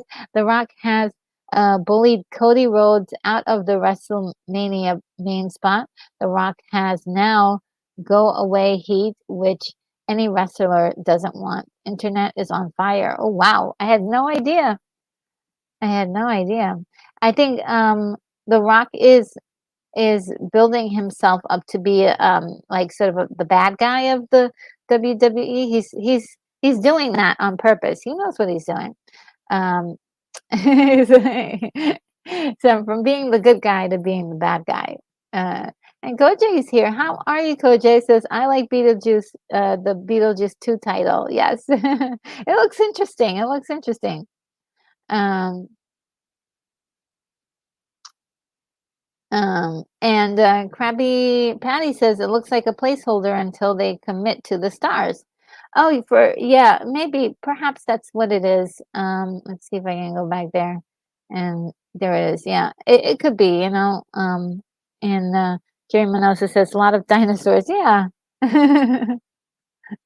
And Volcano says Revelation wasn't well received by the fans. Yeah, it was horrible. It was the perfect storm of what not to do when you're releasing a, a franchise of anything, a beloved franchise, by the way, and it was really. Um, uh, it was open season, and people really were savage with him, and so yeah. um and Jerry Minosa says he's still waiting, and Koji says I enjoyed Motu Revelation, and Revolution is just as good. They've been very much like the comic storylines in the past decade. Oh, okay, so I have not seen the comics. um I have, like I said, when I was a little girl, I used to love watching the TV show. I'd run home from school to watch it. It was great. And I used to love those shows. I've watched it since, and for me, it holds up in a special way. And so I just, yeah. My coach says Tila got on my nerves in Revelation, but it was great. Yeah, for me, it was like there was some things I was like, "Yes, yes, yes, I love it," and then it was like, "No." I felt like up and down, and Tila was definitely like she started out really good, and then it was like, "Oh, no." I was like, "Oh, no. Oh, no, we're going down this direction." I did love Evelyn, though. She was fantastic. And oh, Jamalama says gotta go. Bye, everyone. Okay, well, enjoy the rest of your day. I hope to see you again soon, Jamalama. You take care. And Jerry Mendoza says, one more year of Facebook can drink alcohol. Ah, yes, 21. Yeah. And Jerry Mendoza says Kevin Smith needs to apologize to Clownfish TV. Yeah, I don't think that's ever going to happen. Um, I don't think so. Um, and Yeah, I don't think that's ever going to happen. Um, but in the case, he did say a false thing, and we all saw with our own eyes that exactly that it was the opposite. So that's one thing that um, really changed or influenced a lot of people's opinion on the show. But I think without knowing all that, um, you look at the show a little bit differently if you just ignore all that stuff. And uh, even still, with the Tila stuff in there, um, it works, and then it stops working at a certain point. Um, the next story is kind of like sort of a retro story. It's not really a new, but Paul Bettany was able to do an interview, and he talked a little bit about his experience on the Avengers Infinity War story. And one of the scenes in there that like everybody really loves, he says it was improvised by himself and Elizabeth Olsen. And this is his quote. I don't know how it would have worked other than that because we both really trust each other and somehow we got something that worked. So that's really interesting that that scene is so dramatic, and I think one of the moments that people play over and over and over again because of the significance of the scene. And yeah, he said that they improvised that. That's really heck of a thing. But it also concerns me. I'm like, wow, if we're improvising stories like this, um, there must have been some sort of framework for it, right? There must have been some sort of framework. These two are incredible actors at the top of their powers, so that's going to work. And so, yeah, I could see how this. I can see how this makes it work. I, I do like that. I do like that. Um, this is a very interesting story. We've got this guy, Jacob Elordi, who has been accused of attacking an Australian radio producer. Now, this sounds really bad. Like, oh, what is this world coming to? These young actors, they're out of control. What's wrong with them? Well, what is not conveyed from this headline is the fact that this Australian producer decided he was going to pull a prank, and he calls it a prank now, with Jacob. There's a whole audio where you can see this, you can hear the meeting of them.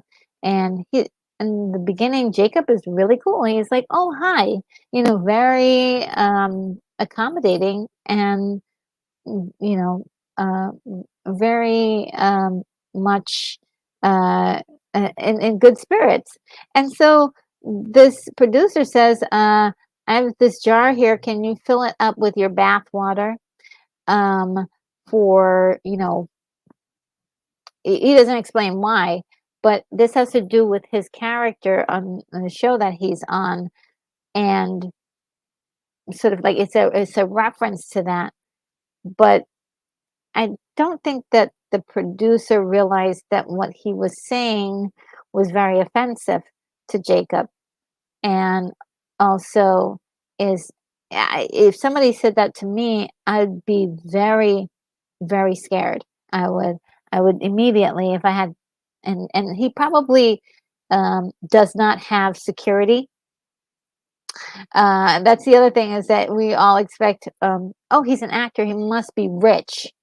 And a lot of these guys are just getting their first, when they're just getting their first gigs, they don't have a lot of money. They're not being paid a lot of money.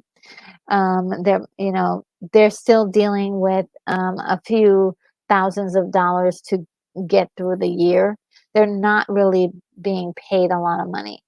So he probably he's well known, as everybody knows his face, but he has no money for security and so on and so forth. So this guy is coming up to him with that. I would be very, very afraid. And so he did physically assault this man. Because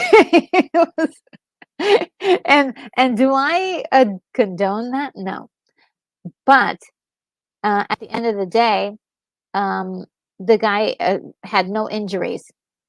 He did grab him, firmly, but did not like actually leave any marks on him or anything. And so now this radio producer has been going around saying that this, and telling everybody that Jacob attacked him, and is using the audio for as proof that there was an incident. So I think this is one of those nuanced moments where I think everybody will probably have a different idea of what happened, and it's really um, kind of weird. It's a weird thing, especially if you think, as a person who thought it was cool to just come up to somebody and ask them for something like that. And they don't understand that it actually feels like this is like I can't say the words because of YouTube, but a lot of people say SA as an abbreviation for them. Um, we don't have to get that sensitive about it, but it was definitely inappropriate. I would say very inappropriate. So yeah, that's pretty crazy. I would freak out if somebody said that. I would freak out.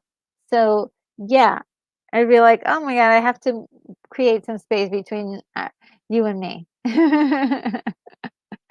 Poor kid. I really feel bad for him that this is like weird people are just coming up with him to him with this, and the producer called it a prank. It's like, nope, that's not gonna fly. That's not gonna fly. Um, a little also a retroactive kind of news here. These guys are doing all of these interviews because, especially Robert Downey Jr., because he's up for an Oscar.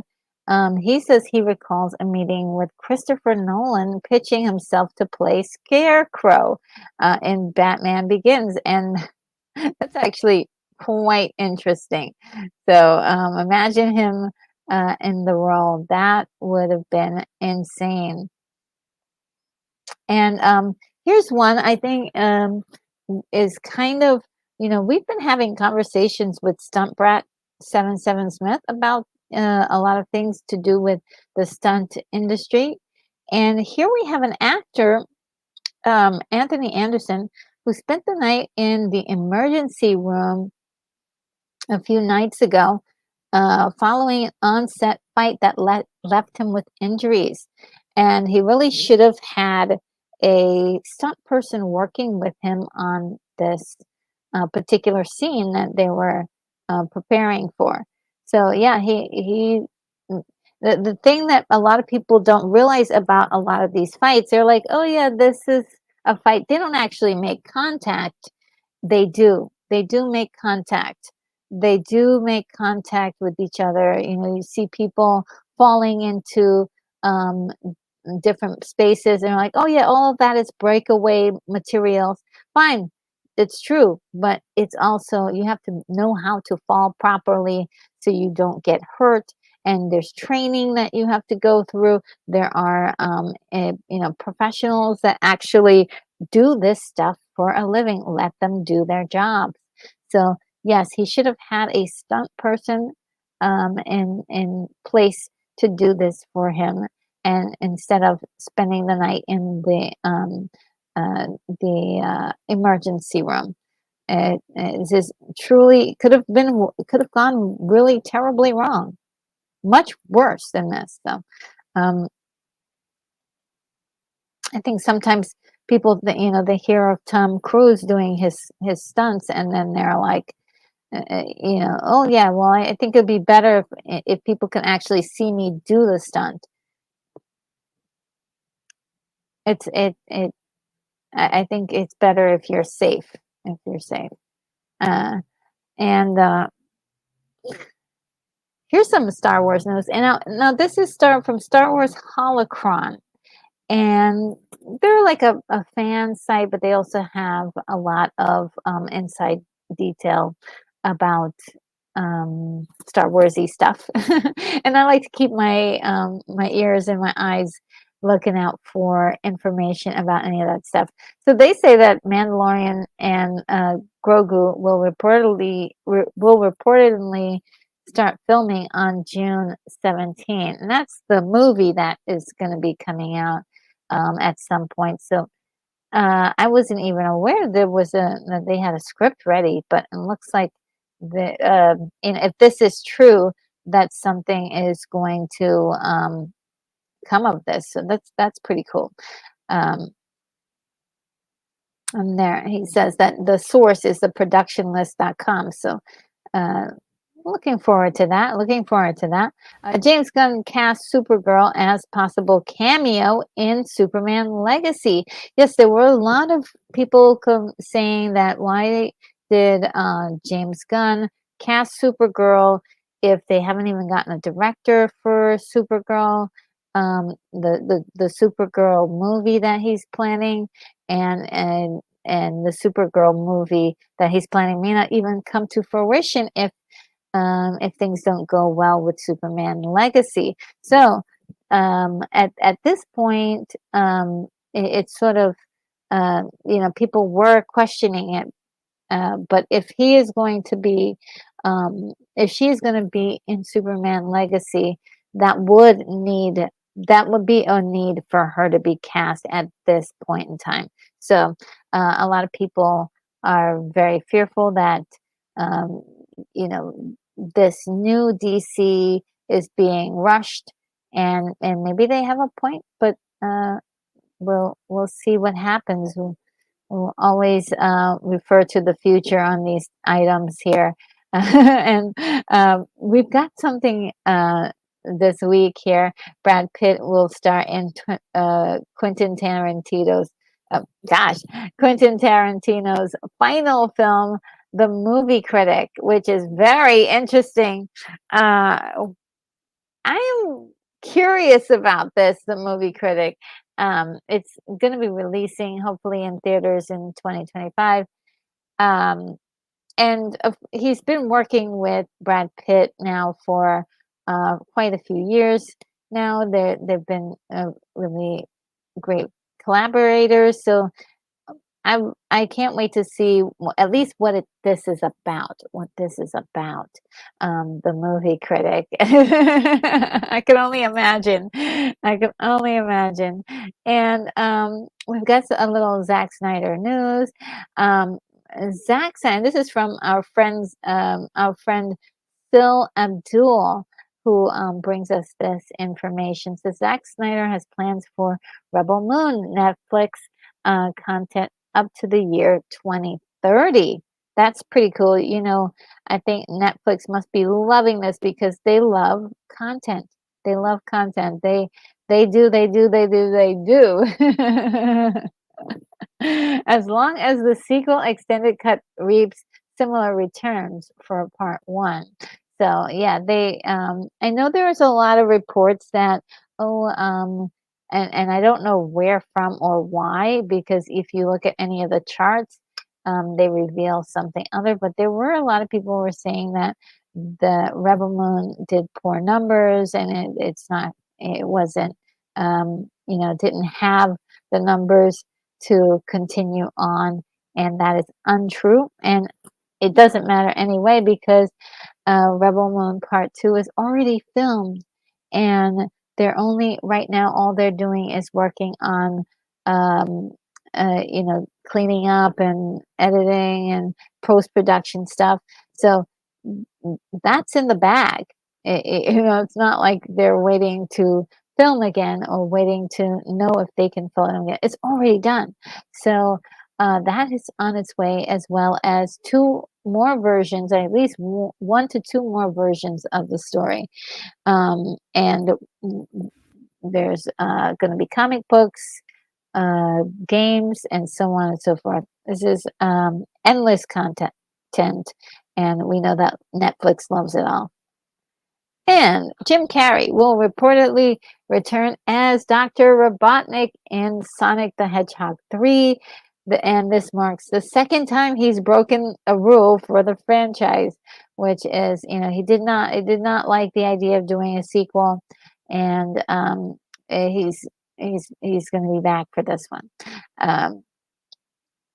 And despite previously suggesting he'd retire from acting following the release of its predecessor in 2022, it's been confirmed that Jim Carrey will reprise the role of mad scientist Dr. Robotnik in Sonic 3. And he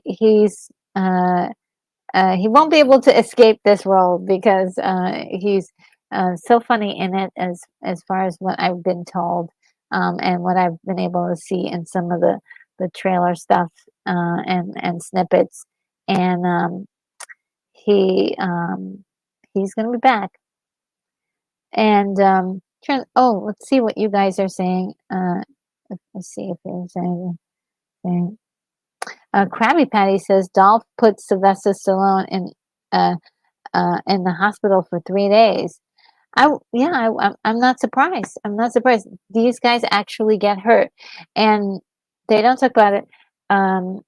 It's all this magical stuff that people don't talk about in Hollywood. They make it seem like they're throwing their punches all the time, but a lot of times they're actually connecting with that stuff.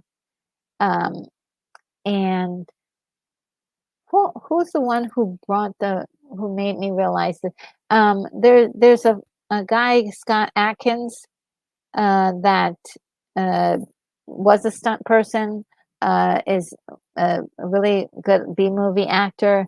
He was actually in John Wick and played in John Wick Part 4, did the part of the larger gentleman that was an expert fighter. And he broke it down on his channel. He's got a great YouTube channel, and he broke it down of how these actors or these martial artists are actually making contact with each other. They're like getting broken ribs and all sorts of stuff. It's crazy. It's crazy. And they do get hurt. They do get hurt and it's mostly because they want that. They want to see the actual moment, and they want it to look real. And Krabby Patty says Scott's best role was in Yuri Boya movies. Oh, really? Okay.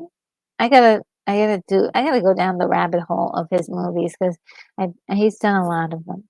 Yes, and he's just a fascinating character. I do love watching his YouTube videos.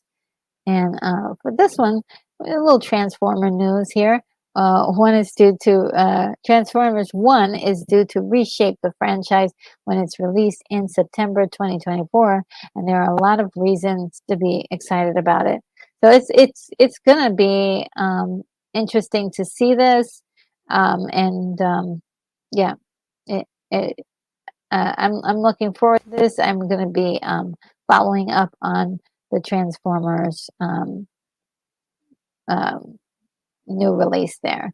And also the Saturn Awards were happening this week, and congrats to Star Trek Picard. I got this from an account called The Shipper on X. And guys, this particular account shares a lot of stuff that's sci-fi related, and also ships and models of ships. And if you're into ships, as far as sci-fi ships or spaceships and that kind of stuff, they go into a lot of like pictures, details, schematics, and things like that. Love that account. It's one of my favorite accounts. So congrats to the Star Trek Picard cast and crew.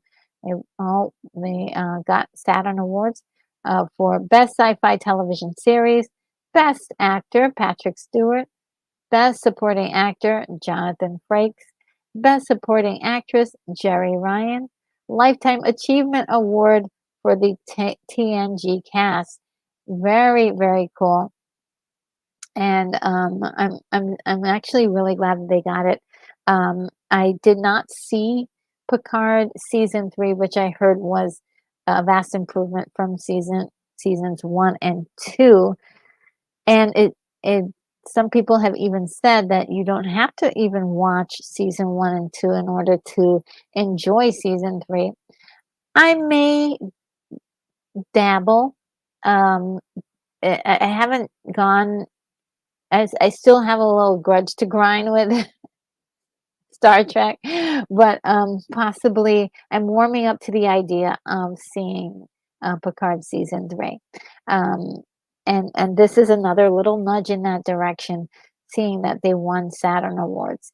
So we'll see what happens, and see if I can carve out some time to see Picard season 3. Also, I believe, forgot, it's on like a channel I don't have, so I'll have to get the channel that it's on, or streamer, whatever. Also, James Gunn confirms that the Brave and the Bold movie, which is going to be the Batman-centric movie, will not release until after the conclusion of Matt Reeves' The Batman trilogy. Um, um, and it's kind of confusing, because I mean, we will have to wait until after Matt Reeves finishes his trilogy.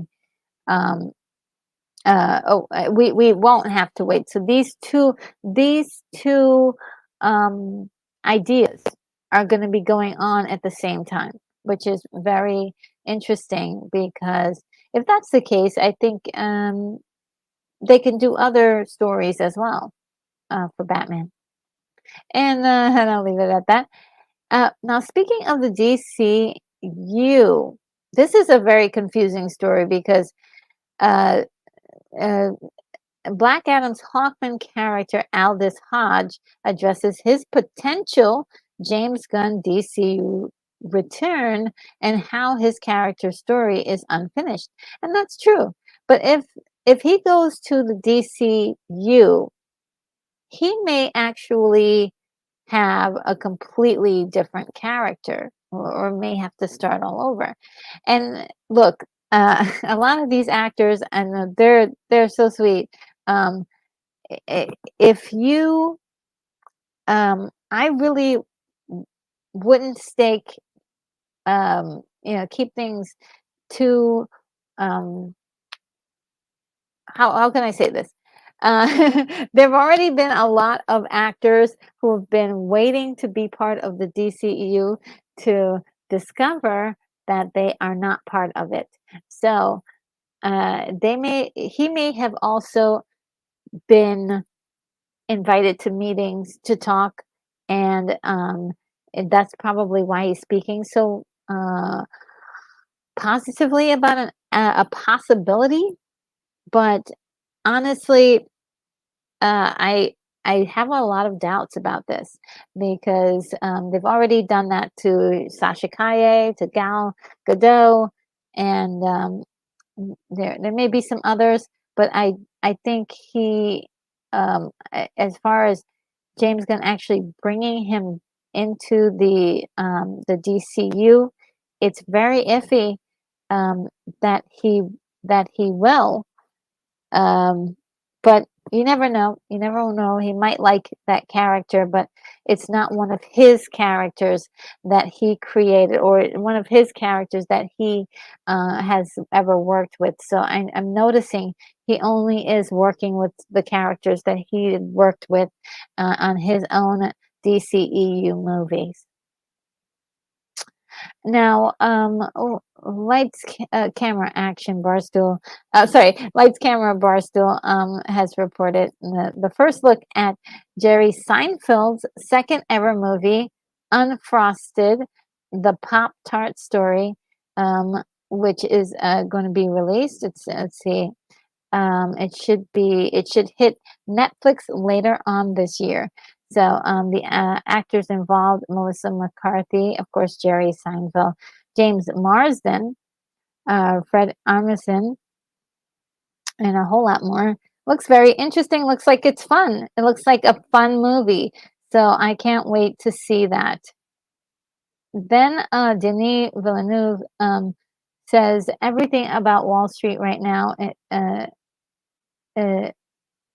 Everything is about Wall Street right now in Hollywood.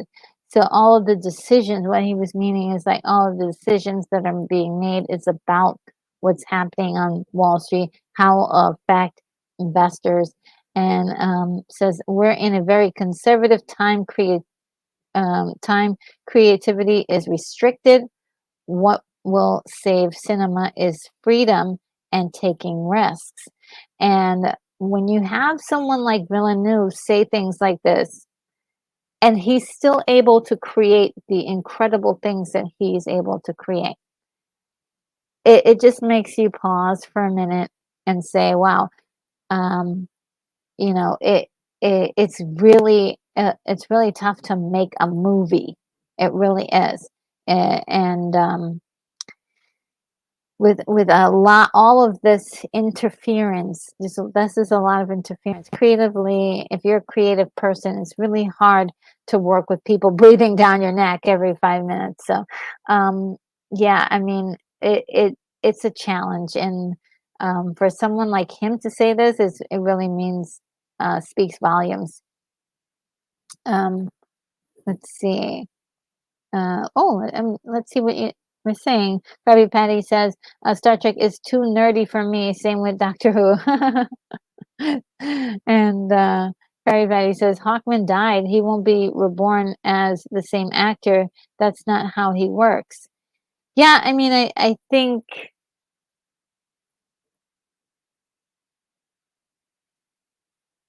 yeah, I don't know. He was really good at playing the part. I loved that character in Black Adam.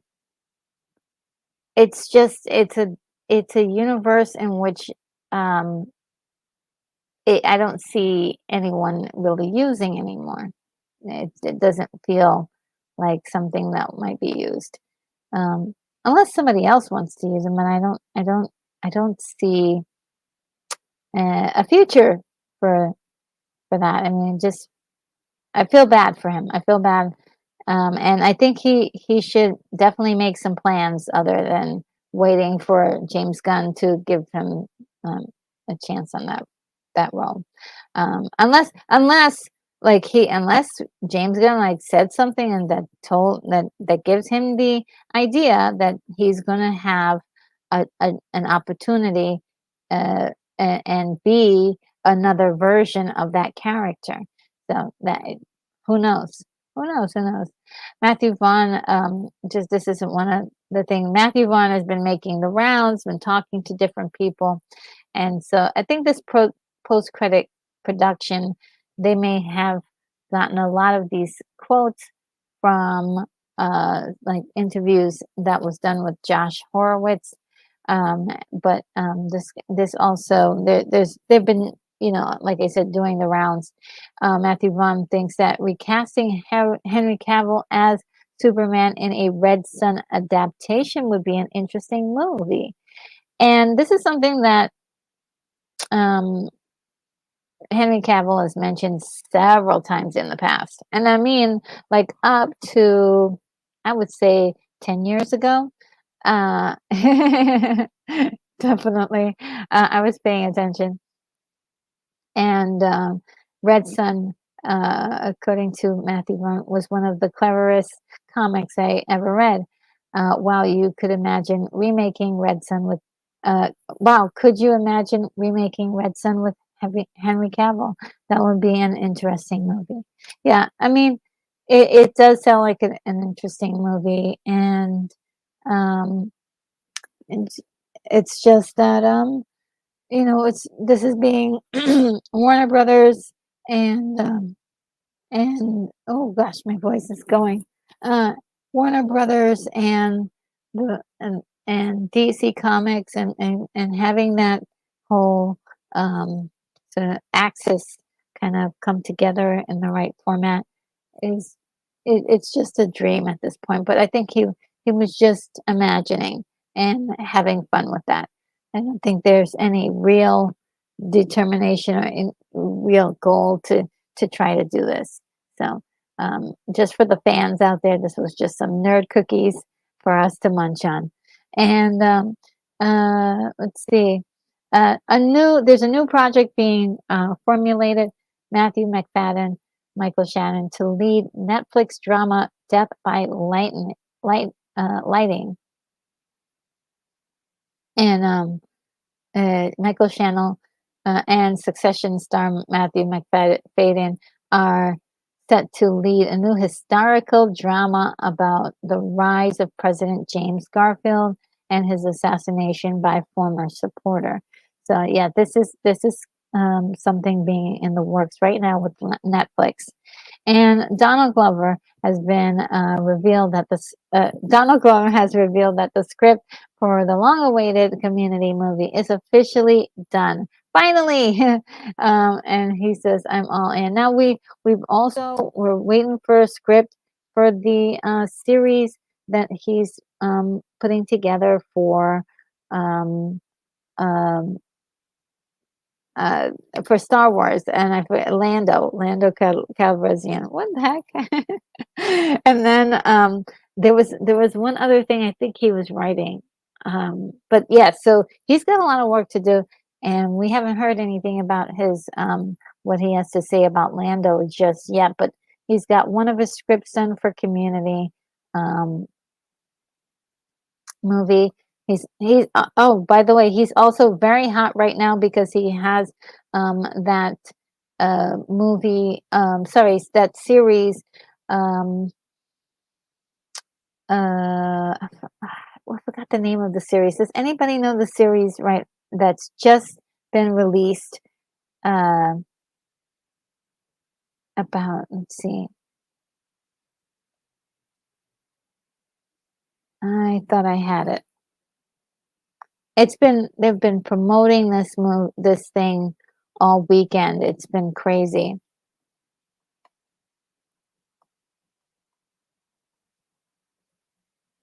Mr. and Mrs. Smith, yes, there we go. Mr. and Mrs. Smith. There, it's a brand new series that has been released, and he's been promoting that as well. So, yeah.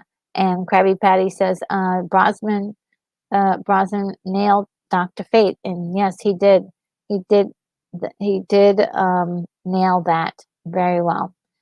Um, Also, guys, if somebody is out there or anybody is out there comparing Black Adam to other, still comparing Black Adam to different movies, or if they decide and they're like, oh, Aquaman is better than than Black Adam. Just remember that Black Adam was not released in China, and so plays a big factor in the worldwide numbers. So just like FYI, I don't know why that came to. Oh well, when you mentioned Brosnan, that came to mind. And this is something I really am kind of excited about, the pairing of these two.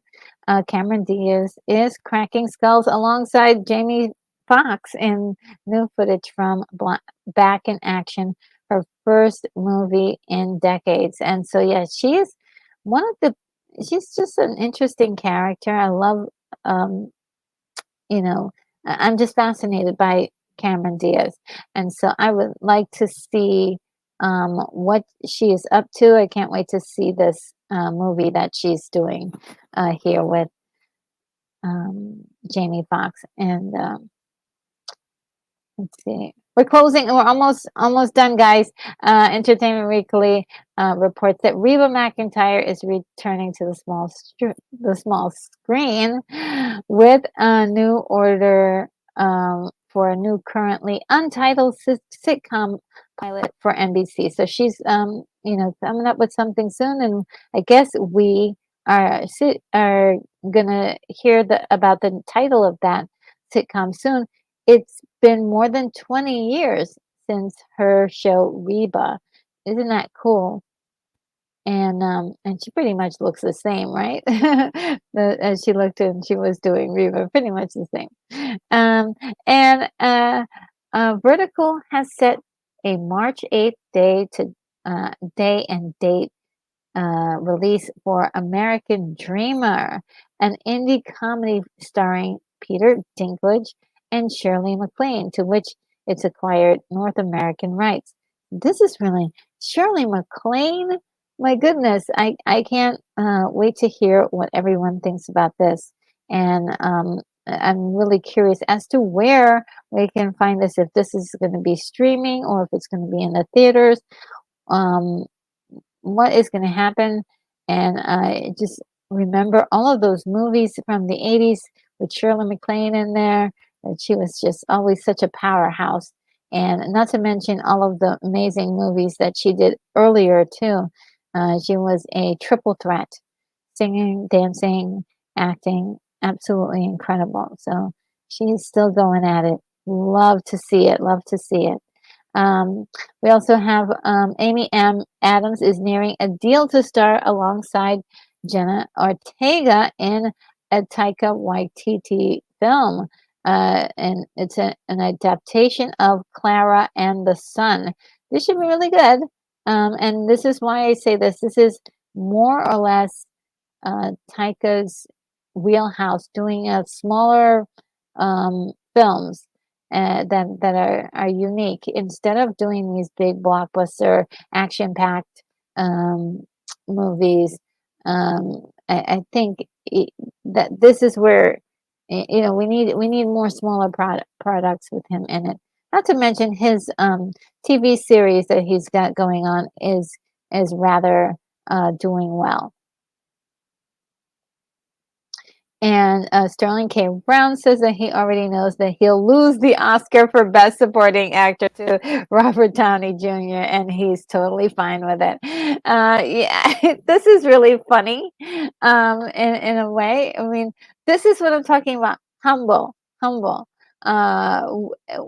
It's very, very endearing. And so you kind of root for him just a little bit, right? Because he's like, yeah, this,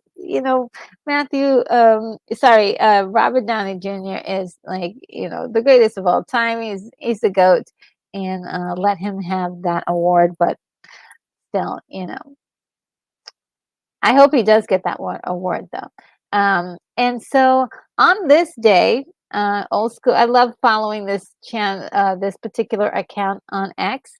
It's old school 80s, and they always promote something that's from the 80s. That's a lot of fun. And on this day, February 7th, in 1984. 40 years ago, Michael Jackson's Thriller was recognized as the world's best-selling album and introduced into the Guinness Book of World Records as such. Isn't that incredible? Love that. I believe, is that the last one? Oh, it's almost the last. Well, no more stories. So that was the last story. It was great to see that. And Saturday, we will be getting the Directors Guild of America Awards, and next week we'll be getting the BAFTA Film Awards after that. So we are closing in on this list of awards for awards. Next after that, we have People's Choice Awards, Screen Actors Guild Awards, Film Independent Spirit Awards, Producers Guild Awards, and the coup de grace, the Academy Awards. And we're all done, guys. Wow, wow, wow, wow. that was one heck of a report. I didn't look. I was looking and looking and looking, and I was like, why are so many stories coming to me? It was just story after story after story after story. It was wonderful. It was raining stories. And yes, I'm definitely having a ball. Maybe too much fun with this, but it definitely taught me a lot about what's happening in the industry, and I'm learning so much too, because I have to do a lot of reading, and this was great. And you guys really helped me out too because you fill in a lot of information that I just am not aware of. And Krabby Patty says Married with Children is the only sitcom I'll watch. And Krabby Patty says RNG on the grind. Well, when it's fun, it's fun. And I had a lot of fun this morning reading these off to you. And I hope I didn't get too preachy in any place.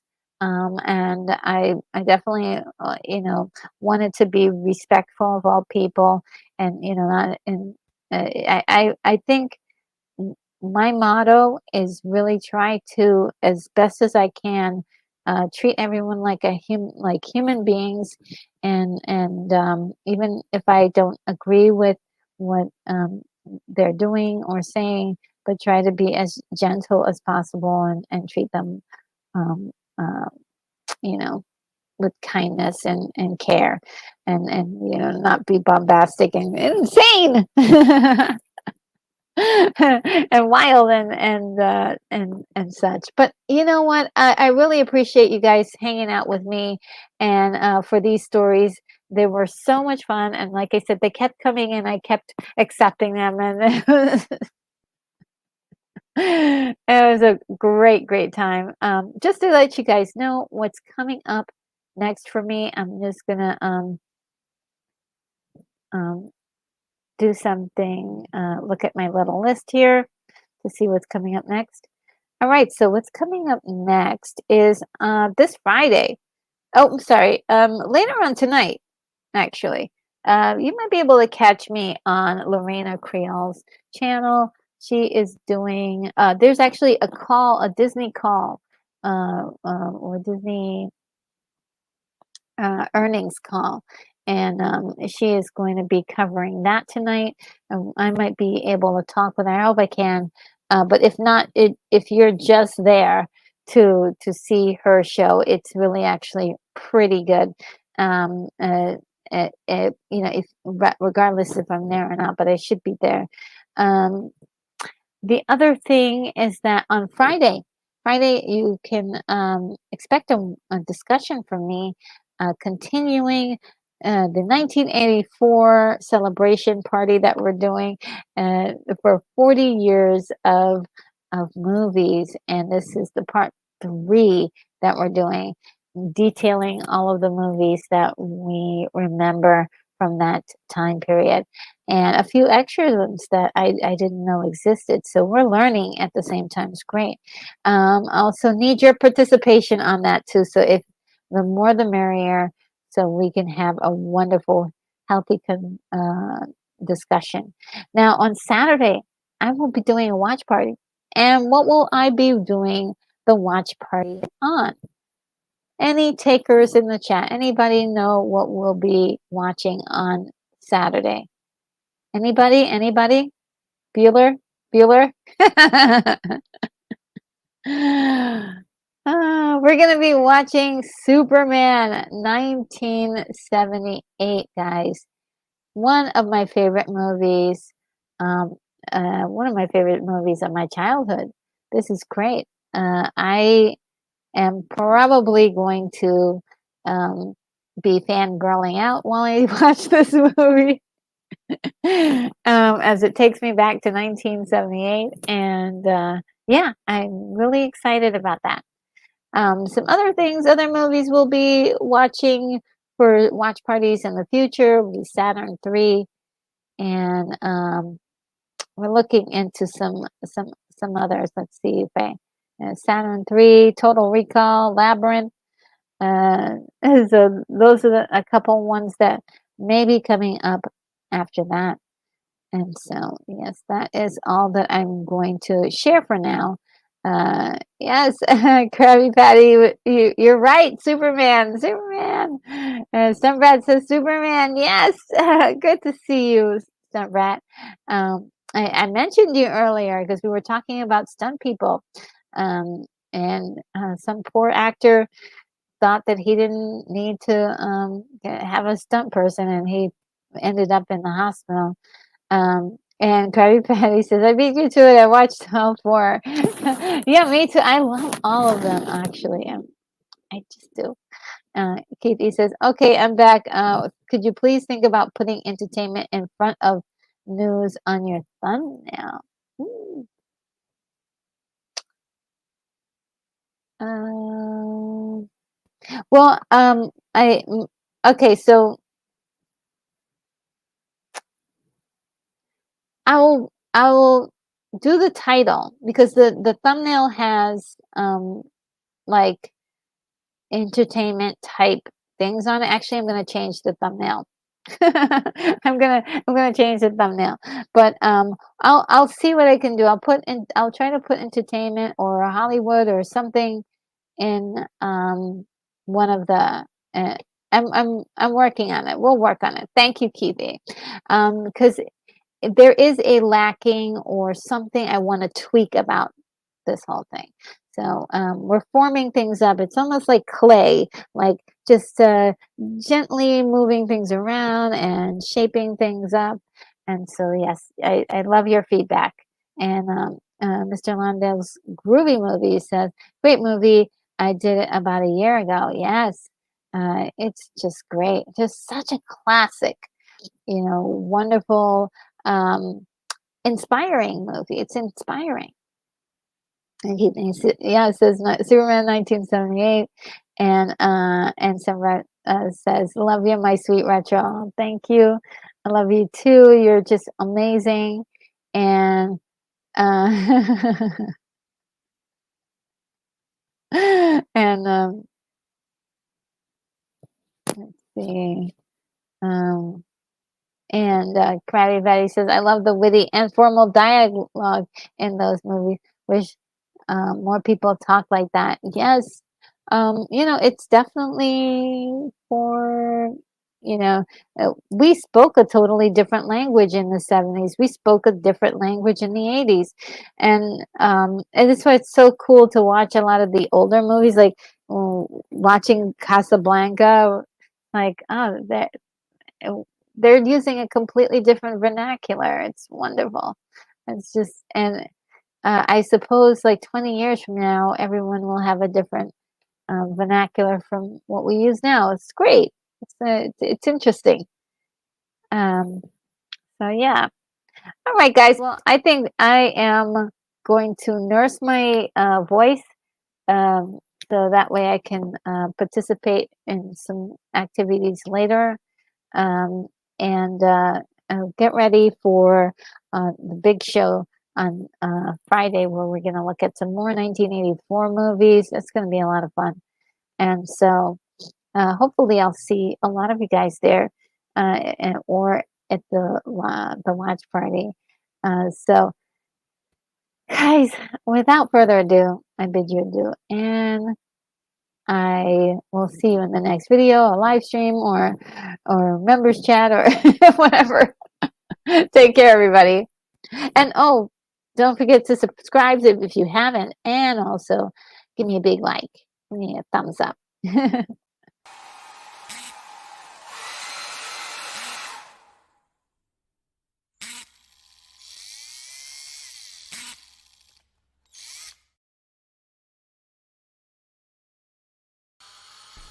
Retro Nerd Girl, you are clear for takeoff.